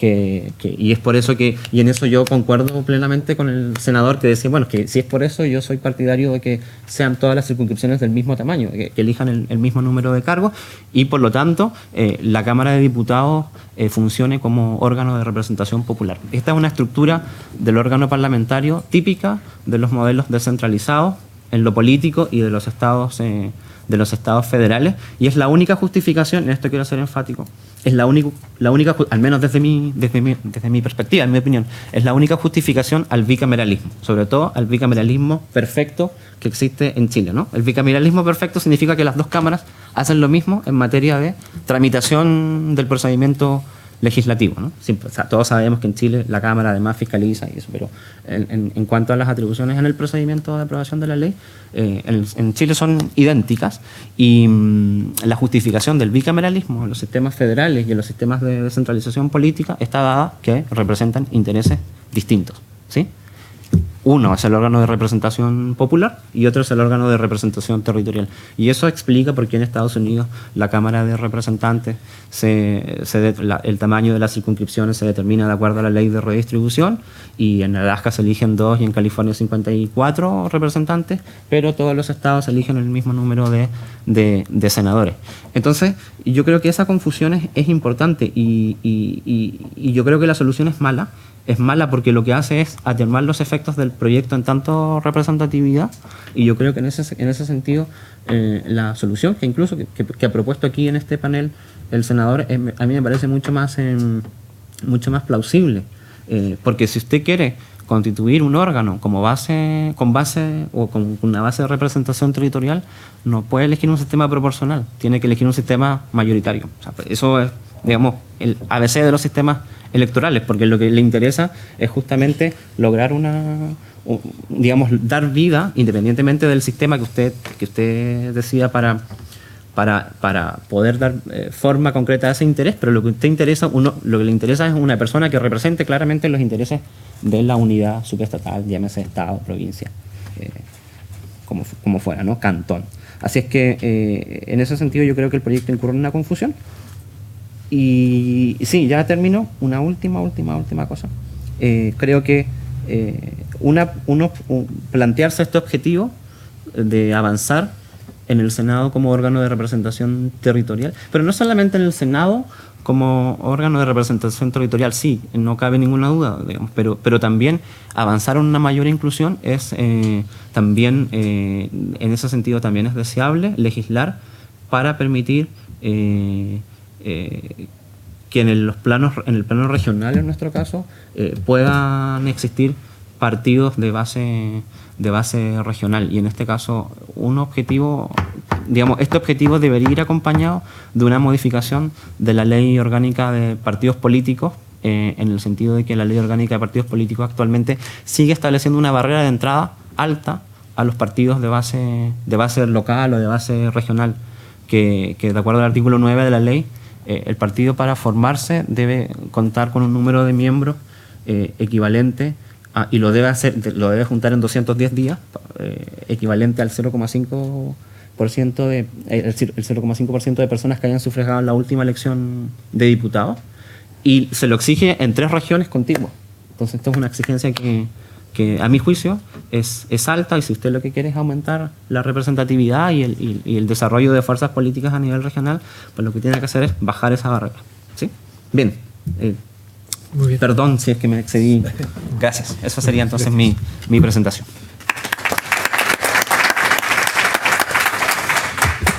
Bien, pasamos al tercer expositor. Antes de todo, profesor Fernández, antes de todo agradecerle su disponibilidad a participar en el último momento en este seminario, y sustituyendo a la profesora Yanira. Y bueno, profesor, para quien no lo conozca, profesor de Derecho Constitucional, licenciado en la Pontificia Universidad Católica, bien, y doctor en Derecho por la Universidad de Yale. Bien, Fernando, cuando quiera. Muchas gracias, señor director de instituto. Sí, Yanira Zúñiga estaba contemplada a participar acá. Yanira, que ha trabajado extensamente en materias de género, es la persona más indicada para hablar sobre este tema. Yo acepté gustoso la idea de reemplazarla porque estoy actualmente trabajando sobre temas de discriminación, y me parece que la ley de cuotas es una exigencia imperiosa de cualquier intento por reformar nuestras estructuras políticas de participación y representación de una forma compatible con compromisos, aunque sea mínimos, con la igualdad de género. Me parece que en materia de igualdad de género estamos viviendo el mismo mundo que los trabajadores vivían en el siglo XIX, un mundo en el que no había prohibición del trabajo infantil, en que no había límites máximos a la jornada laboral, en que no había salario mínimo y en que no había ningún tipo de protección social pensada específicamente en la realidad de los trabajadores. Entonces, si uno quiere darle un poco más de forma política a esa observación fáctica, yo creo que lo que acabo de decir es cierto. Yo creo que es cierto, es un hecho objetivo de la realidad, que la mujer, la situación del género femenino en el mundo contemporáneo está en el mismo nivel de desreconocimiento y desprotección que los trabajadores en el siglo XIX. Si uno le quiere dar forma política a esa afirmación, uno tendría que ocupar el concepto que ocupaba Marx para describir la realidad de su época. Y el concepto que ocupaba Marx para describir la realidad de su época en materia de la situación de los trabajadores es un concepto cuya negación es más famosa que el concepto mismo. Y el punto es que Marx describía la realidad de su época como una dictadura de la burguesía. Dictadura de la burguesía porque solamente la burguesía tenía derechos reales, derechos efectivos a acceder a la propiedad, a acceder a las oportunidades de desarrollarse, y en cambio los trabajadores no tenían ningún tipo de acceso, y entonces respecto de ellos la realidad en la que vivían era una realidad de dictadura, una realidad de tiranía. Bueno, la realidad actual, a mi juicio, en la que vivimos es de una dictadura del género masculino por sobre la mujer. Y entonces me parece que una de las mínimas formas de empezar a cambiar esa realidad es a través de un mecanismo de cuotas. No quiero partir voy a hacer lo posible por hablar 10 minutos solamente, pero bueno, haré lo posible. No quiero partir sin antes referirme a otro tema que no tiene que ver con la ley de cuotas, sino que con la estructura del sistema político y con el bicameralismo. Me parece que, y esto también tiene que ver con lo que acabo de decir, solamente un sistema constitucional que esté abiertamente comprometido con obstaculizar cualquier iniciativa que tienda a modificar la realidad, solamente un sistema constitucional comprometido en el fondo con la preservación de las estructuras sociales puede ser bicameral. El bicameralismo estructuralmente ralentiza, dificulta el proceso político y tiende a disgregar la posibilidad de llevar a cabo cualquier tipo de reforma. Entonces, claro, la existencia de bicameralismo es una institución estructuralmente conservadora. Y lógicamente el conservadurismo de una institución va a tener distintas consecuencias si esa institución, o sea, si esa sociedad viene saliendo de una dictadura militar de derecha o de una dictadura comunista de izquierda, ¿cierto? Y entonces ser conservador en Rusia en los años 90 no es lo mismo que ser conservador en Chile en los años 90 y en los 2000. Entonces, claro, el sistema binominal tiende a dificultar, o sea, el sistema bicameral tiende a dificultar cambiar las cosas. En el sentido es conservador. Y lo va a hacer respecto de cualquier tipo de sociedad que esté donde esté instalado el bicameralismo. El punto es que a mí no me gustan las cosas conservadoras en ese sentido, porque lo que hacen es favorecer a priori, favorecer de partida alguna posición, y me parece que eso le resta legitimidad al sistema binominal, al sistema bicameral de suyo. Así que, en mi opinión, lo malo de la reforma electoral o de la eventual discusión sobre esta materia es que sigamos pensando que tenemos que tener bicameralismo.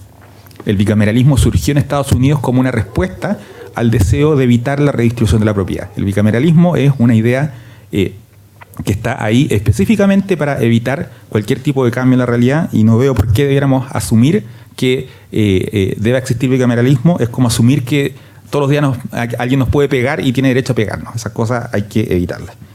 Ahora voy a hablar de lo que me corresponde, ¿cierto? Y que es la ley de cuotas.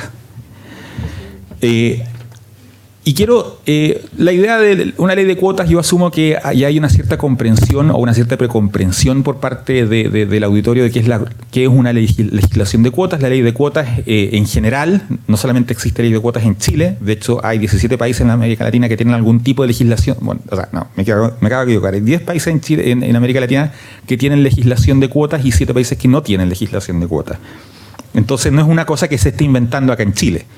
Un mecanismo de cuotas consiste en exigirle a los partidos políticos que lleven un cierto mínimo, un cierto piso de candidatos de género femenino en las listas parlamentarias que presentan. La forma en la que la exigencia de cuotas interactúa con las elecciones es distinta en cada caso, porque hay países como Argentina donde los candidatos integran listas en los cuales hay un cierto orden, y entonces un sistema proporcional como el argentino asigna los escaños parlamentarios que se obtienen dependiendo del lugar en el cual el partido político haya puesto a los candidatos en dicha lista. Esa es una cosa que a nosotros los chilenos nos suena muy rara, porque nunca la hemos tenido, ni siquiera cuando había un sistema representativo, ni siquiera antes del golpe de Estado, y siempre nuestro sistema ha asignado los escaños de forma proporcional antes y ahora de forma binominal en razón de los votos individuales que saca cada candidato. Pero el punto es que a lo largo de América Latina hay distintas formas en las que las exigencias de cuota interactúan con los otros aspectos del sistema electoral, y hay que tener claro que eso también va a tener alguna incidencia en la efectividad de las cuotas. En países donde, como Argentina, el orden en la lista lo determina el propio partido político, ahí hay otros escenarios que dificultan la representación femenina, mientras que en países como el nuestro puede que haya otros problemas, puede que haya problemas de financiamiento de las campañas electorales, todo un cierto conjunto de cosas que en el proyecto de ley está, a mi juicio, mínimamente contemplado, mínimamente discutido. Y ya iré por qué. La propuesta enviada por la presidenta consiste en lo siguiente. La propuesta plantea que un mínimo de 40% de los candidatos incluidos, presentados por los partidos políticos a nivel nacional, un 40% debe ser de un género distinto al 60% mayoritario. Es una idea que en el fondo dice que solamente puede llevarse como debe haber un límite, por así decirlo, que se traduzca en que no puede haber un sexo, no puede haber como cantidad total un 60% de hombres candidatos presentados por el partido político, ni un mínimo de 40% de mujeres. Obviamente podría darse la situación contraria y tampoco podría un partido político presentar un 61% de candidatas mujeres. Ojo con eso. Tendría que presentar como máximo un 60% de candidatas mujeres. Mientras que esta propuesta se caracteriza además por su transitoriedad. Esta propuesta está siendo planteada solamente para ser aplicada durante las próximas 4 elecciones. Y posteriormente, entonces, esta exigencia desaparecería. La idea de la transitoriedad la voy a hablar al final y la voy a criticar. Me parece negativa esta característica de la propuesta. Me parece ingenua e inefectiva para efectos de lograr los objetivos que la reforma se plantea. Entonces es como que yo diga que voy a caminar para allá y camine 2 pasos y diga, bueno, ya llegué. Entonces esa me parece una idea que se derrota a sí misma. Pero antes de hablar entonces del problema de la transitoriedad, voy a hablar sobre los argumentos a favor de una medida de cuotas, los argumentos a favor y en contra de una perspectiva de política pública, y voy a brevemente referirme a los argumentos de constitucionalidad que ya han empezado a circular, porque en este país cada vez que hay una propuesta que trate de modificar en algún sentido, aunque sea algo muy mínimo, siempre salen 50 abogados de cierta universidad, precisamente la universidad que el profesor Fernández no podía mencionar, profesores de la Universidad Católica que dicen que es inconstitucional. Por lo general con muy malos argumentos por lo demás. Hay que cambiar la Constitución. Bueno, y además hay que cambiar la Constitución, pero eso no sabemos cuándo va a ocurrir. En todo caso, los argumentos ya están circulando. Creo que hay un argumento central para oponerse a esta medida que asume distintas variaciones. Y el argumento central es que la mujer debe ganarse por sí misma sus espacios, que la mujer debe competir, que la mujer debe lograr ganarse los espacios de representatividad, que no se les debe regalar nada a nadie, que las personas deben tener la posibilidad de elegir a los mejores y que en el fondo detrás de esto hay una cierta racionalidad subyacente, ¿cierto? La racionalidad subyacente es una concepción individualista del merecimiento. Y con decir individualista no estoy diciendo que sea mala, no estoy diciendo que no estoy caracterizándola como individualista en el sentido de que sea una concepción egoísta. Es individualista en el sentido de que plantea que cada individuo debe tener aquello que se merece, y aquello que se merece es aquello que ha logrado obtener por sus propios méritos.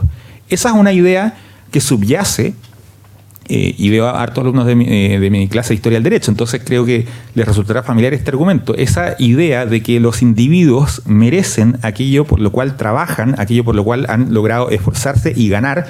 Ese es el argumento que está en el centro del proyecto liberal decimonónico, y es el argumento que está en el centro de una serie de transformaciones indudablemente positivas que se llevan a cabo durante el siglo XIX y que tienen que ver con eliminar una serie de restricciones de castas, de restricciones corporativas, restricciones de todo tipo a la libertad de comercio, a la libertad de emprendimiento, etc. Pero ¿cuál es el problema con esta concepción individualista del merecimiento que plantea que los individuos deben tener aquello que se merecen? Bueno, el problema es que es una concepción descontextualizada y que, si queremos ponernos rigurosos, es una concepción que de hecho ha sido desmentida y falseada por la sociología en el siglo XIX, o sea, en el siglo XX, y por la psicología cognitiva a partir de las últimas décadas del siglo XX. Los individuos no obtienen lo que se merecen, porque los individuos no es que se merezcan algo a priori. Los individuos obtienen aquello que logran obtener de acuerdo a una serie de circunstancias sociales. Los individuos obtienen o los individuos reciben aquello que su identidad de género, su identidad racial, su identidad de clase social, entre otros muchos factores, les permiten acceder. Y desde luego que entre dos individuos situados en circunstancias similares, entre dos individuos que tengan una cierta estructura, que estén en un mismo lugar en la estructura social, probablemente van a haber también diferencias, ¿cierto? No se trata de que no estoy planteando un determinismo ingenuo que dice que si usted nació siendo hombre o mujer o blanco o negro va a tener tal lugar al final de su vida. Pero el punto es que las oportunidades con las que cuentan los individuos están determinantemente influenciadas por la identidad social que tienen. Y por lo tanto, no podemos, por lo tanto sería ingenuo pensar que los individuos están en una especie como de competencia que es ciega a su identidad social. Y esa es la razón por la cual esta concepción individualista del merecimiento debe ser reemplazada por una concepción contextualizada del merecimiento y que nos contextualice en el lugar que los individuos ocupan en la estructura social, cuáles son las oportunidades que tienen. ¿Y cuál es el argumento entonces a favor? Un argumento que parte de premisas contextuales. El argumento a favor no es meramente el argumento de la subrepresentación. ¿Cuál es el argumento de la subrepresentación? Hay muchos que, esto es como el comentario típico de matinal, sí, porque las mujeres están subrepresentadas en el Congreso. Claro, el argumento en sí, y así en abstracto, no es tan convincente, porque también están, por ejemplo, están sobrerepresentados los rubios en el Congreso. No me cabe ninguna duda que si uno hace una estadística, y yo creo que podríamos hacerla, hay más rubios en el Congreso que rubios en Chile. Y quizás uno podría llegar a la conclusión de que eso también refleja ciertos aspectos de la estructura social que en este caso favorecen a las personas eurodescendientes, ¿cierto? No hay que ser ciegos a eso. Pero nadie está planteando que debiera haber una cuota en beneficio de las personas de pelo negro, ¿cierto? De las personas de cabello oscuro. Y podríamos decir otras cosas. Hay una subrepresentación de la gente que es de, qué sé yo, de Valdivia. Y entonces, bueno, qué sé yo. El punto es que no es solamente el argumento de la subrepresentación el que cuenta para efectos de entender por qué es relevante respecto de la mujer establecer cuotas. El argumento involucra también hacer un análisis de la especificidad de la condición social de la mujer. ¿Qué es lo específico en la condición social de la mujer? Que en algunos casos se presenta también respecto a ciertos grupos y en otros casos no. Pero el punto es que la especificidad de la condición de la condición social de la mujer en culturas como la nuestra, en culturas que la teoría feminista llama culturas patriarcales, culturas que giran en torno a el hombre y que asumen la perspectiva del hombre para juzgar todo.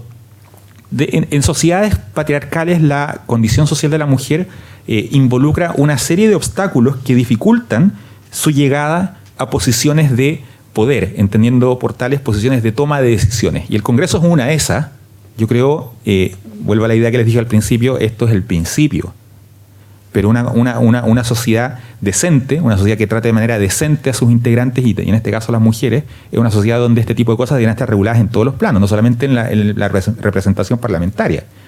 Es una sociedad decente, sería una sociedad en la cual hubiese cuotas en los lugares de toma de decisiones, en las empresas, en las universidades y en todo otro tipo de espacio social donde se asignen bienes relevantes.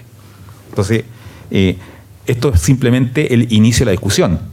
Estamos empezando a discutir cómo hacer que nuestra sociedad sea una sociedad menos indecente. Y el concepto de indecencia lo ocupo porque es un concepto que cierta área de la filosofía política emplea. Pero la carga simbólica de calificar algo como indecente, la carga del lenguaje cotidiano también me parece relevante. Estamos en una sociedad que trata de manera indecente a la mujer. Bueno, ¿y cuáles son estos aspectos de la estructura social que dificultan sistemáticamente que la mujer llegue a cargos, a posiciones de toma de decisiones, posiciones de poder? Bueno, yo diría que básicamente son tres. Uno, los estereotipos respecto a la mujer. Dos, la dependencia económica en general en la que vive la mujer. Y tres, la propia mentalidad que la cultura le transmite a las individuas mujeres. El rol de los estereotipos es claro, ¿cierto?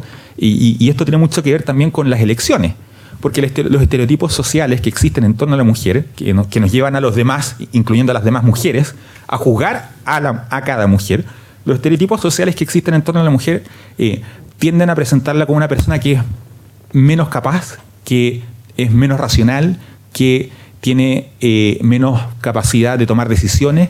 En general tienden a plantearla como un sujeto que es menos que quién, menos que el hombre.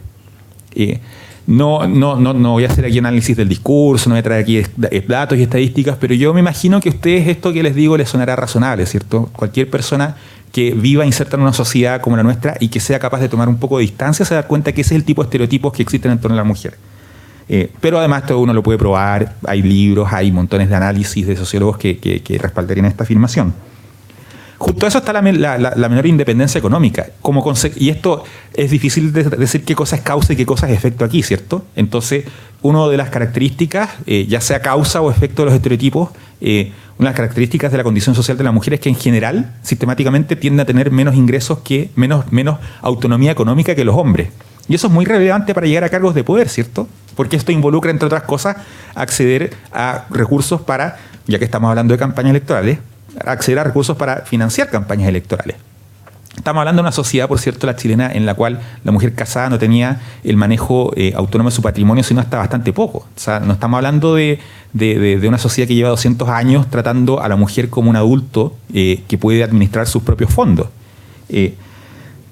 Y esto tiene mucho que ver incluso en una sociedad en la cual haya financiamiento de las campañas electorales como la nuestra, porque para el acceso al financiamiento, por lo general, está mediado por un crédito. Yo no sé si ustedes conocen cómo funcionan las campañas, pero en el fondo lo que hace el candidato es que le va a pedir un crédito a un banco por la cantidad de votos que él supone que va a sacar en la elección. Y entonces la capacidad de acceder a recursos depende mucho de lo que el propio banco estime que el candidato en cuestión va a sacar. Y entonces probablemente el señor banquero, que está especializado en arriesgar lo menos posible, lo más probable es que vaya a descontarle sistemáticamente, esto se me acaba de ocurrir y yo creo que también uno podría investigar cuánto le dan, cuánta plata le prestan a las candidatas respecto de cuánto le prestan a los candidatos. Y no me sorprendería, tiendo a creer que sí, estoy dispuesto a apostar, que sistemáticamente le prestan menos a las mujeres. Pero eso es solamente un aspecto, un ejemplo concreto de los problemas de menor independencia, menor autonomía económica a los que está expuesta la mujer en nuestra sociedad. Y finalmente, y aquí se da una particularidad que no se da con otros grupos desaventajados, respecto a la mujer es cierto, y de nuevo, no voy a hacer yo una exposición detallada acá de esto, pero hay mucho estudio cultural y sociológico que lo podría demostrar, pero creo que es cierto afirmar que la mujer en general está imbuida por una mentalidad que tiende a la autopostergación, al autosacrificio, a postergar sus propias expectativas en pos de las expectativas de los otros, a ser servicial. Y eso en un aspecto donde lo que cuenta es la capacidad, o sea, estamos hablando de política, ¿cierto? Estamos hablando de elecciones y estamos hablando de negociación, de quien logra competir por un cupo, quien logra ganar en la elección. Ese tipo de ambiente competitivo es un ambiente en el cual la mentalidad en términos generales predispuesta a el autosacrificio y la autopostergación resulta muy lesiva, porque entonces esto uno lo podía después terminar traduciendo fórmulas matemáticas que nos explicaran que probablemente cada uno de estos efectos, cada una de estas características se traduce en un 15% menos de probabilidades de que las mujeres lleguen al Parlamento. Entonces, una persona con formación cuantitativa podría traducir todas estas cosas a un modelo matemático que diga, mire, cada uno de estos factores incide en un 5%, en un 7%, en un 10%, en disminuir la probabilidad de que las mujeres sin estas cuotas lleguen al Parlamento. Y entonces, me parece que sería muy interesante hacer ese trabajo de cuantificar cuánto cada uno de estos factores culturales terminan traduciéndose en la disminución de probabilidades de que las mujeres lleguen al Parlamento. Quiero decir un par de cosas sobre... De hecho, no me voy a referir mayormente a los argumentos sobre la inconstitucionalidad, porque son bastante malos.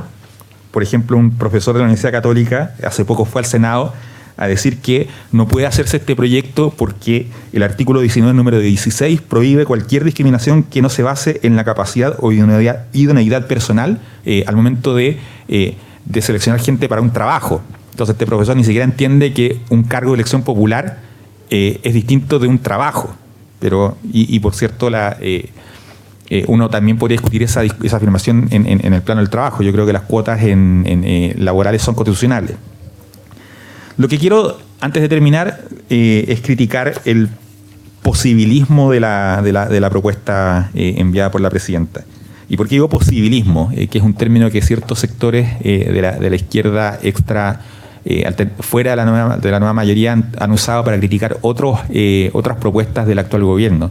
Y en este sentido yo quiero insistir, a mí me parece que la idea del proyecto es buena y de hecho es bastante, no sé si decir ambiciosa, pero el mínimo que está planteando el proyecto, el mínimo de 40%, es el máximo que algún otro país latinoamericano tiene.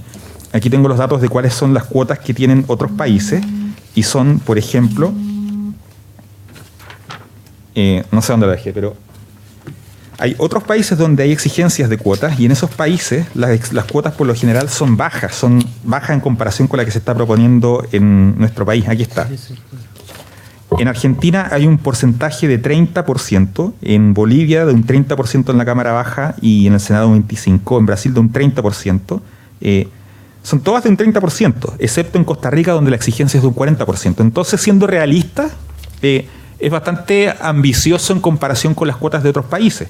Ahora, a mi juicio, lo único que genuinamente satisfacería una medida de este tipo sería exigir que la exigencia estuviese formulada en los siguientes términos. Primero, que fuese igualitaria, paritaria, que la cuota fuese de 50% y 50%.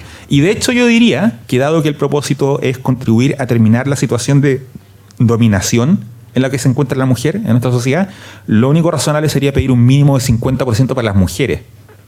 No veo razones para evitar que un partido político presente solamente mujeres. Porque de lo que estamos hablando es de compensar una situación objetiva y existente de desigualdad, ¿cierto? Entonces, a mí me parecería muy positivo que hubiese partidos políticos que de verdad tomen en serio la dignidad de la mujer y que estén comprometidos con la mujer y que solamente llevaran candidatas. Y entonces el problema es que este proyecto, así como está redactado, no lo permitiría. Pero al margen de esta crítica sobre el porcentaje de la cuota, me parece que es particularmente negativa la característica de transitoriedad que se le está poniendo a la cuota. Esto surge de una discusión, de una cierta perspectiva sobre las acciones de discriminación positiva que existe. Esto no es algo que se le haya ocurrido al gobierno, esto es fruto de que hay muchos autores a nivel internacional que creen que todas las medidas de acción afirmativa deben ser transitorias. Y eso, como les digo, es posibilista, porque claro, esto hace menos doloroso, menos difícil el tránsito hacia otros modelos de sociedad que nos parecen más difíciles, ¿cierto? Porque a cualquier grupo humano que tiene ciertos privilegios y que puede abusar de ellos y obtener ganancias, le parece negativo que haya medidas que contribuyan a terminar con su situación de privilegio. Yo entiendo eso. Pero claro, eso es posibilismo. Hagamos lo posible y avancemos 2 pasitos y yo entiendo que estamos en un momento político en el que el posibilismo está siendo criticado. Bueno, aquí hay otro caso de posibilismo. Hagamos una reforma posible, en este sentido, una reforma que le podamos decir a cierto sector político que va a estar en contra de la reforma, que solamente va a ser por 4 elecciones. Bueno, lo que yo puedo decir al respecto es que en 4 elecciones no se va a corregir la situación de desigualdad de la mujer en Chile, ni tampoco la situación de subrepresentación de la mujer en el Parlamento. Entonces, en 4 elecciones más va a desaparecer la cuota y el porcentaje de mujeres en el cargo en el Senado y en la Cámara de Diputados, porque de hecho ni siquiera es una propuesta legislativa que tenga que ver con las elecciones municipales ni con las elecciones regionales. Entonces, tampoco es que estemos hablando de cuotas para cargos de elección popular. Estamos hablando de cuotas para el Congreso, que es uno solo de los muchos actores institucionales que hay en Chile. Entonces, ¿estas cuotas van a afectar? Sí, sino que atiende a la evidencia comparada. En Latinoamérica, de nuevo, el promedio de crecimiento entre el 95 al 2004, el promedio de crecimiento de la representación de la mujer en la Cámara Baja, en las cámaras bajas ha sido 9%. El promedio del aumento de representación de la mujer en estos 10 años ha sido un 9%, mientras que los países sin cuotas ha sido un 3%. O sea, también se avanza en países sin cuotas, pero se avanza en un porcentaje ínfimo, mientras que en países con cuotas bajas, como las que les mencionaba, de 30%, se ha avanzado en un 10% en la década pasada. Entonces, ¿las cuotas tienen algún impacto? Sí. ¿Tienen algún impacto en la representación de la mujer en el Parlamento? Sí. ¿Han llegado a generar paridad en la representación femenina en el Congreso? No. ¿Son un avance? Sí. ¿Significa este avance en la representación de la mujer que la situación de la mujer ha avanzado? No necesariamente, o quizás sí, pero no lo suficiente. Porque la agenda de justicia en materia de género no es solamente cuotas. O sea, y no puede ser tampoco solamente cuotas en un órgano institucional que es el Congreso. Tiene que ser cuotas en todos los órganos de representación popular, tiene que ser cuotas en otros aspectos, en otros ámbitos de la vida social en los cuales hay toma de decisiones, tiene que ser cuotas en las universidades, en las empresas y en otros cargos, en otros espacios donde se tomen decisiones que afecten a otros. Esa es mi presentación. Muchas gracias.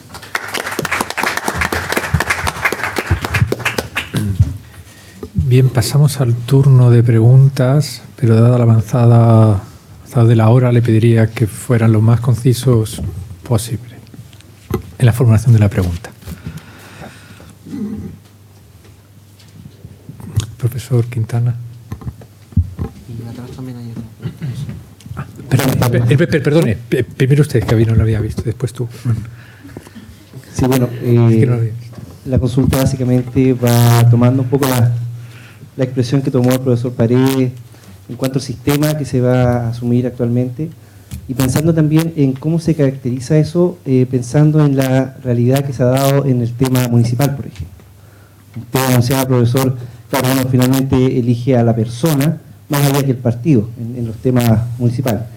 ¿Cuál es la percepción, en el caso del senador, pensando en este nuevo sistema, en esta nueva etapa, cómo lo ve usted en los grupos, en estas dos opciones políticas? ¿Cuál va a ser como la más beneficiada, si es que hay alguna que efectivamente va a tener un mayor beneficio?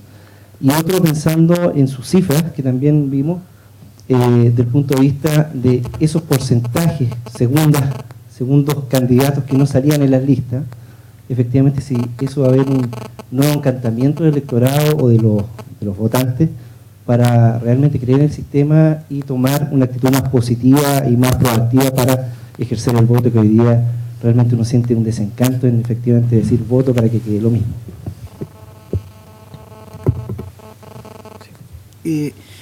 A ver, en relación al tema municipal esto no cambia, porque esto es el sistema electoral parlamentario.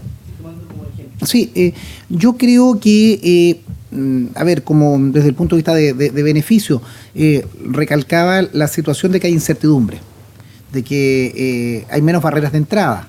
No hay dos cupos en que muchas coaliciones tienen que sacrificar a alguien de un determinado partido. Aquí te toca a ti, en el distrito del lado le toca al otro y en el distrito de allá le toca al otro. Entonces tú naturalmente dices, yo soy de tal coalición, pero a mí me gusta tal sector dentro de esa coalición que no está representado y un poco votas por el mal menor o por el que es del sector. O sea, vas a tener más oferta electoral. Y al haber más oferta electoral, yo creo que también hay más capacidad de identificarse con sectores específicos, siendo de una misma coalición. Estoy hablando desde el punto de vista de coaliciones, independiente de la proliferación de más candidatos. Esto, si lo podemos asemejar a algo, es lo que ocurre con materia de concejales. Todo en una comuna tenemos concejales que son amigos, fueron compañeros de curso, son del barrio, son del deportivo. Tienes una tendencia a votar mayor por gente que tú conoces o porque te identificas por determinados temas, además de ideológicos, por temas vivenciales, por temas de cercanía. Entonces yo creo que ahí va a haber una inyección de renovación. Hay un mito, yo no lo explicaba en mi presentación, de que no hay renovación en la política. Yo les quiero señalar que al menos la experiencia que yo tengo en la Cámara de Diputados, donde estuve en 2 periodos, la Cámara, y esto a diferencia de otros países, también lo he estudiado con otros países, la Cámara de Diputados, en la experiencia que tengo, del Senado no tengo el detalle, se renueva 1/3 cada 4 años. 40 diputados, entre 38 y 42 abandonan la Cámara cada 4 años. Eso es un nivel de rotación para una institución bastante. El cambio, la entrada de nuevos diputados y otros que se van o al Senado o se van para la casa o salen derrotados o no siguen en la carrera parlamentaria. Entonces, yo creo que va a insuflar nueva diversidad, van a haber parlamentarios que representen distintas concepciones, no solo ideológicas, sino también etarias o visiones dentro de los mismos partidos, dentro de la misma coalición. Yo comparto lo que decía el profesor Muñoz. A una mujer es más difícil ingresar, hay barreras de entrada, jóvenes también tienen más barreras de entrada. Los de regiones respecto a Santiago también tienes barreras de entrada. O sea, hay barreras de entrada que se han roto y que yo creo que tampoco es bueno hacer un mito, digamos, de que era imposible entrar. Hoy día en la Cámara de Diputados hay una diversidad de jóvenes, minorías sexuales asumidas. Tenemos un parlamentario que asume su condición homosexual, tenemos de regiones, o sea, tenemos la diversidad del país. Y yo creo que eso es muy bueno desde el punto de vista de que lo hemos logrado, o sea, se ha logrado a pesar de una pésima ley, al menos desde mi perspectiva. Entonces, con una ley más inclusiva, con una ley que incentiva esta situación y también por un cambio social, yo creo que también las leyes y las reformas electorales, y espero el próximo año una constitución con asamblea constituyente y con un proceso deliberativo por la ciudadanía, te involucra en mayor te predispone a los cambios.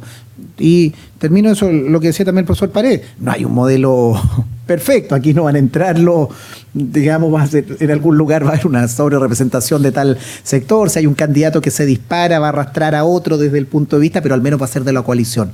Yo, al menos, más que el concepto de estabilidad, que creo que no es un valor en sí mismo, a mí lo que me interesa es que en el Parlamento, si la gente vota por tal coalición, por eso adhiero más al sistema parlamentario, el jefe de Estado, o en este caso el jefe de gobierno, va con una coalición y gana con un porcentaje y él aplica su programa. A propósito de esto que el programa está tan en cuestión, si un presidente o un jefe de Estado, el jefe de la coalición lleva un programa y tiene que tener parlamentarios para votar ese programa. Solo en este país ocurre que gana un presidente con una enorme votación, pero en el Parlamento hay distinto. Y termino con esto, sí que termino a propósito de eso también de los años que en algunos debates constitucionales se dan, a propósito constitucionales, pero electorales, en Chile sí nosotros tenemos que ir haciendo coincidir las elecciones parlamentarias con las elecciones presidenciales. Eso recordando un poco historia también de política, que se modificó en los periodos presidenciales, que eran históricamente de 6, digamos, fueron históricamente de 6, reduciéndolo a 4 años, más bien para que coincidan en las elecciones parlamentarias y el presidente que resulte electo, entre comillas, acceda a ese gobierno con una mayoría parlamentaria que le permita sacar adelante su programa. Profesor Quintana. Una cosa que dijiste tú, Felipe, respecto de la timidez de la reforma en orden a las... yo no entendí si era los distritos o las circunscripciones. Sí, es que son sinónimos, cuando son porque la Constitución los hace sinónimos. En el caso de las elecciones a diputados, la Constitución habla de distrito, y en el caso de senadores, circunscripciones, pero para efectos teóricos son lo mismo. Para quedarme solo con el tema de los diputados, porque los senadores hay otro tema ahí que está pendiente, que es el tema de si son representaciones nacionales o representaciones regionales. La duda que me cae, porque hoy la propuesta es hacer distritos regionales. ¿Es así, no? No. En el caso de los senadores, sí. La base es la región. Ya. En el caso de la Cámara, es un criterio netamente de representación popular, en función de la cantidad. Pero geográficamente estamos hablando de que, por ejemplo, que en la región, el distrito, se sumarían los 2 distritos, pasarían a ser 1. Claro. Sí, aquí sí. Ya, y eso puede que se reproduzca en varios otros lugares más. La duda mía es, ¿eso no puede influir en que finalmente los candidatos terminemos con candidatos importados, por así decirlo, que es lo que ocurría, por ejemplo, en la elección senatorial, cuando esta región, además, compartía con Osorno el tema? Entonces, es mucho más difícil para un candidato regional imponerse en una situación donde tienes gente que está fuera de tu radio, digamos, regional. No sé si... Sí, desde luego que sí. Yo comparto tu aprehensión. Yo creo que el tema de los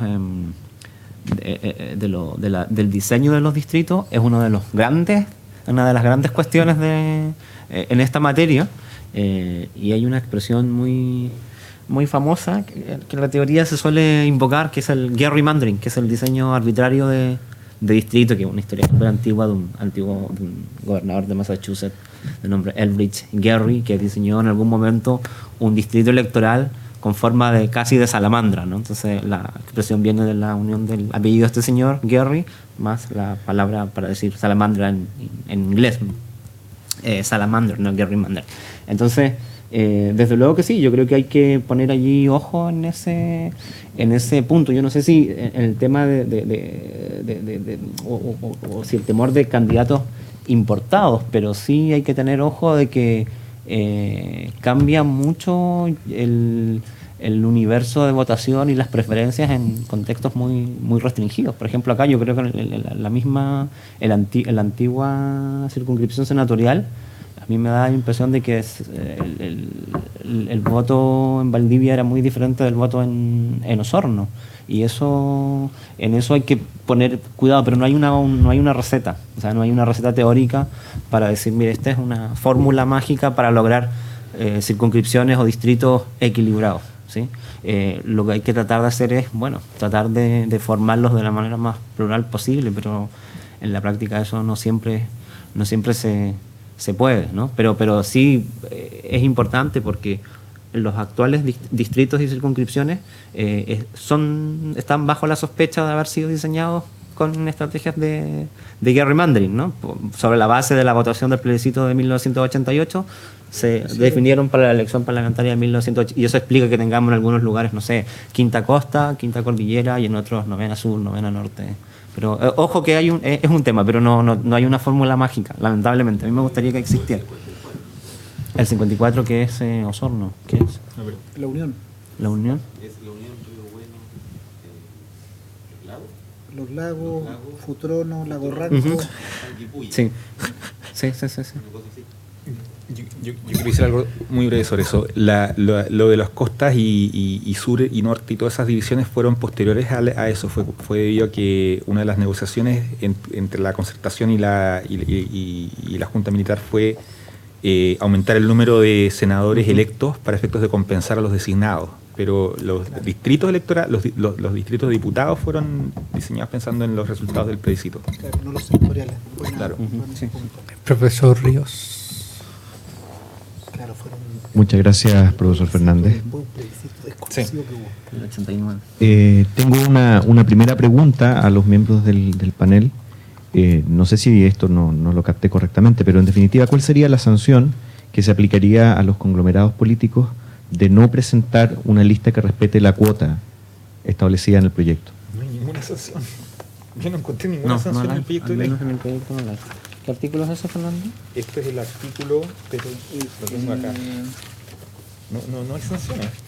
Es el B, el 1B. Sí. No. Sí. Sí, no, pero el rechazo de todas las candidaturas del partido. perentorio, Sí, muy bien. es perentorio.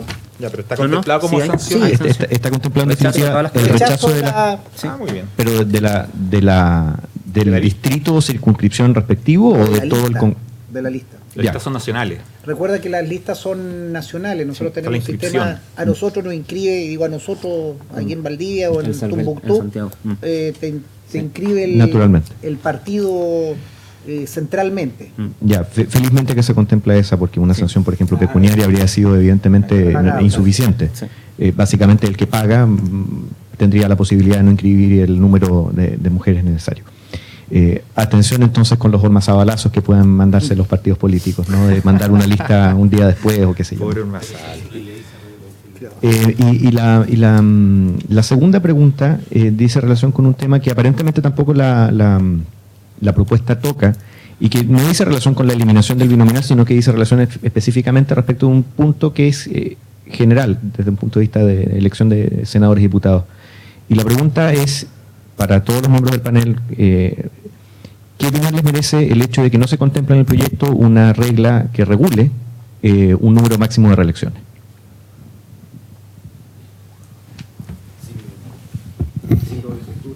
Sí, no, absolutamente. Yo dije que iba a ir dos veces, una vez de reelección de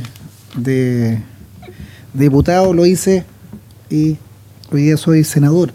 Yo creo yo creo que debiera haber en el caso de senadores una reelección, en el caso de diputados 2. Un periodo, yo creo en el 12 o 16.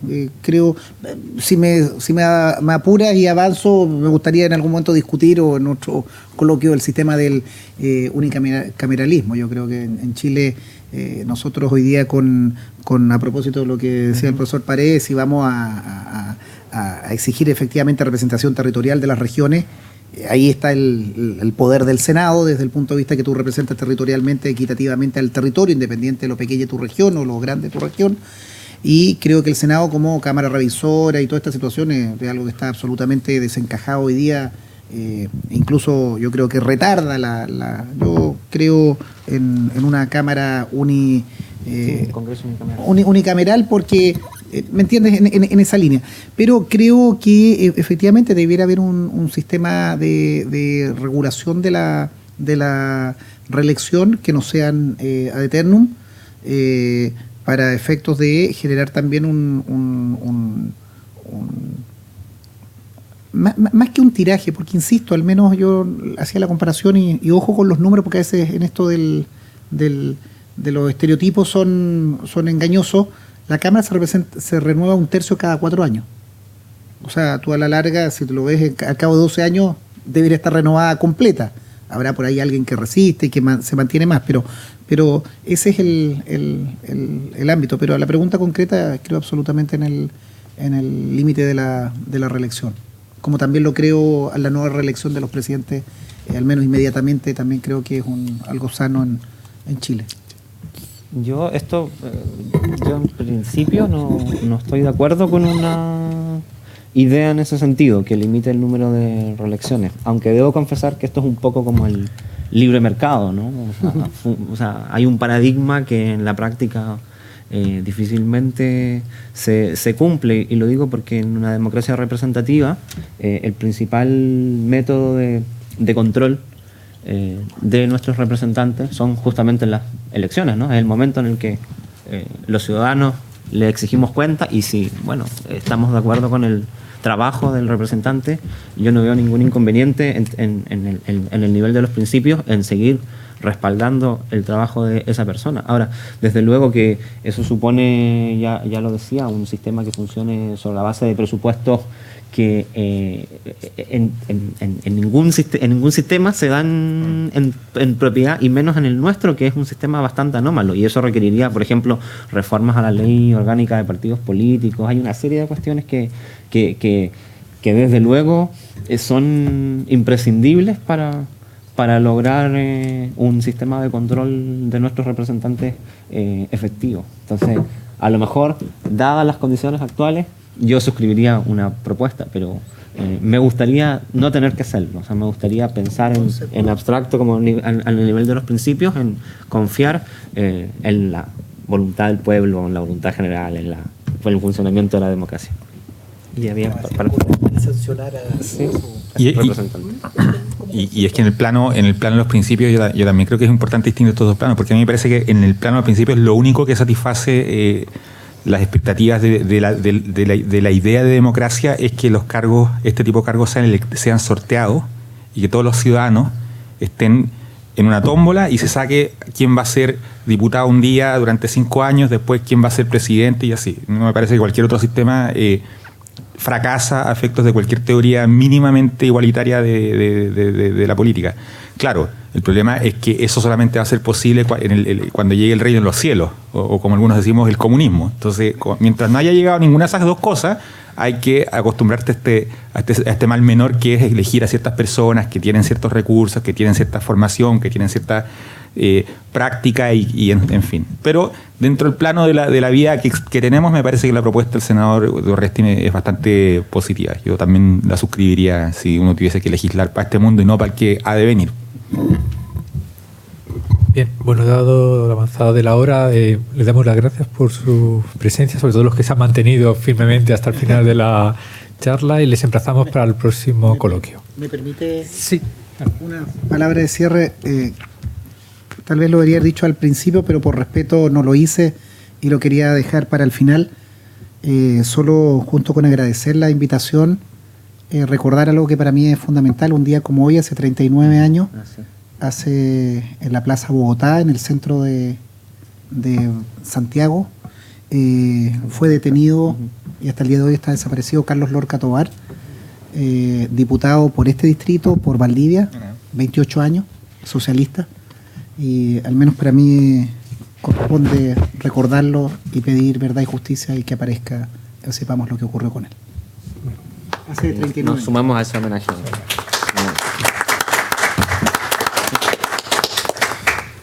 Casualmente justo el día de hoy.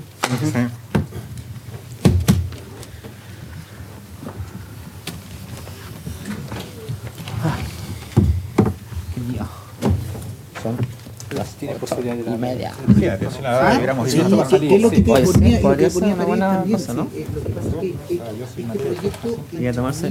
¿Tomáis una copita?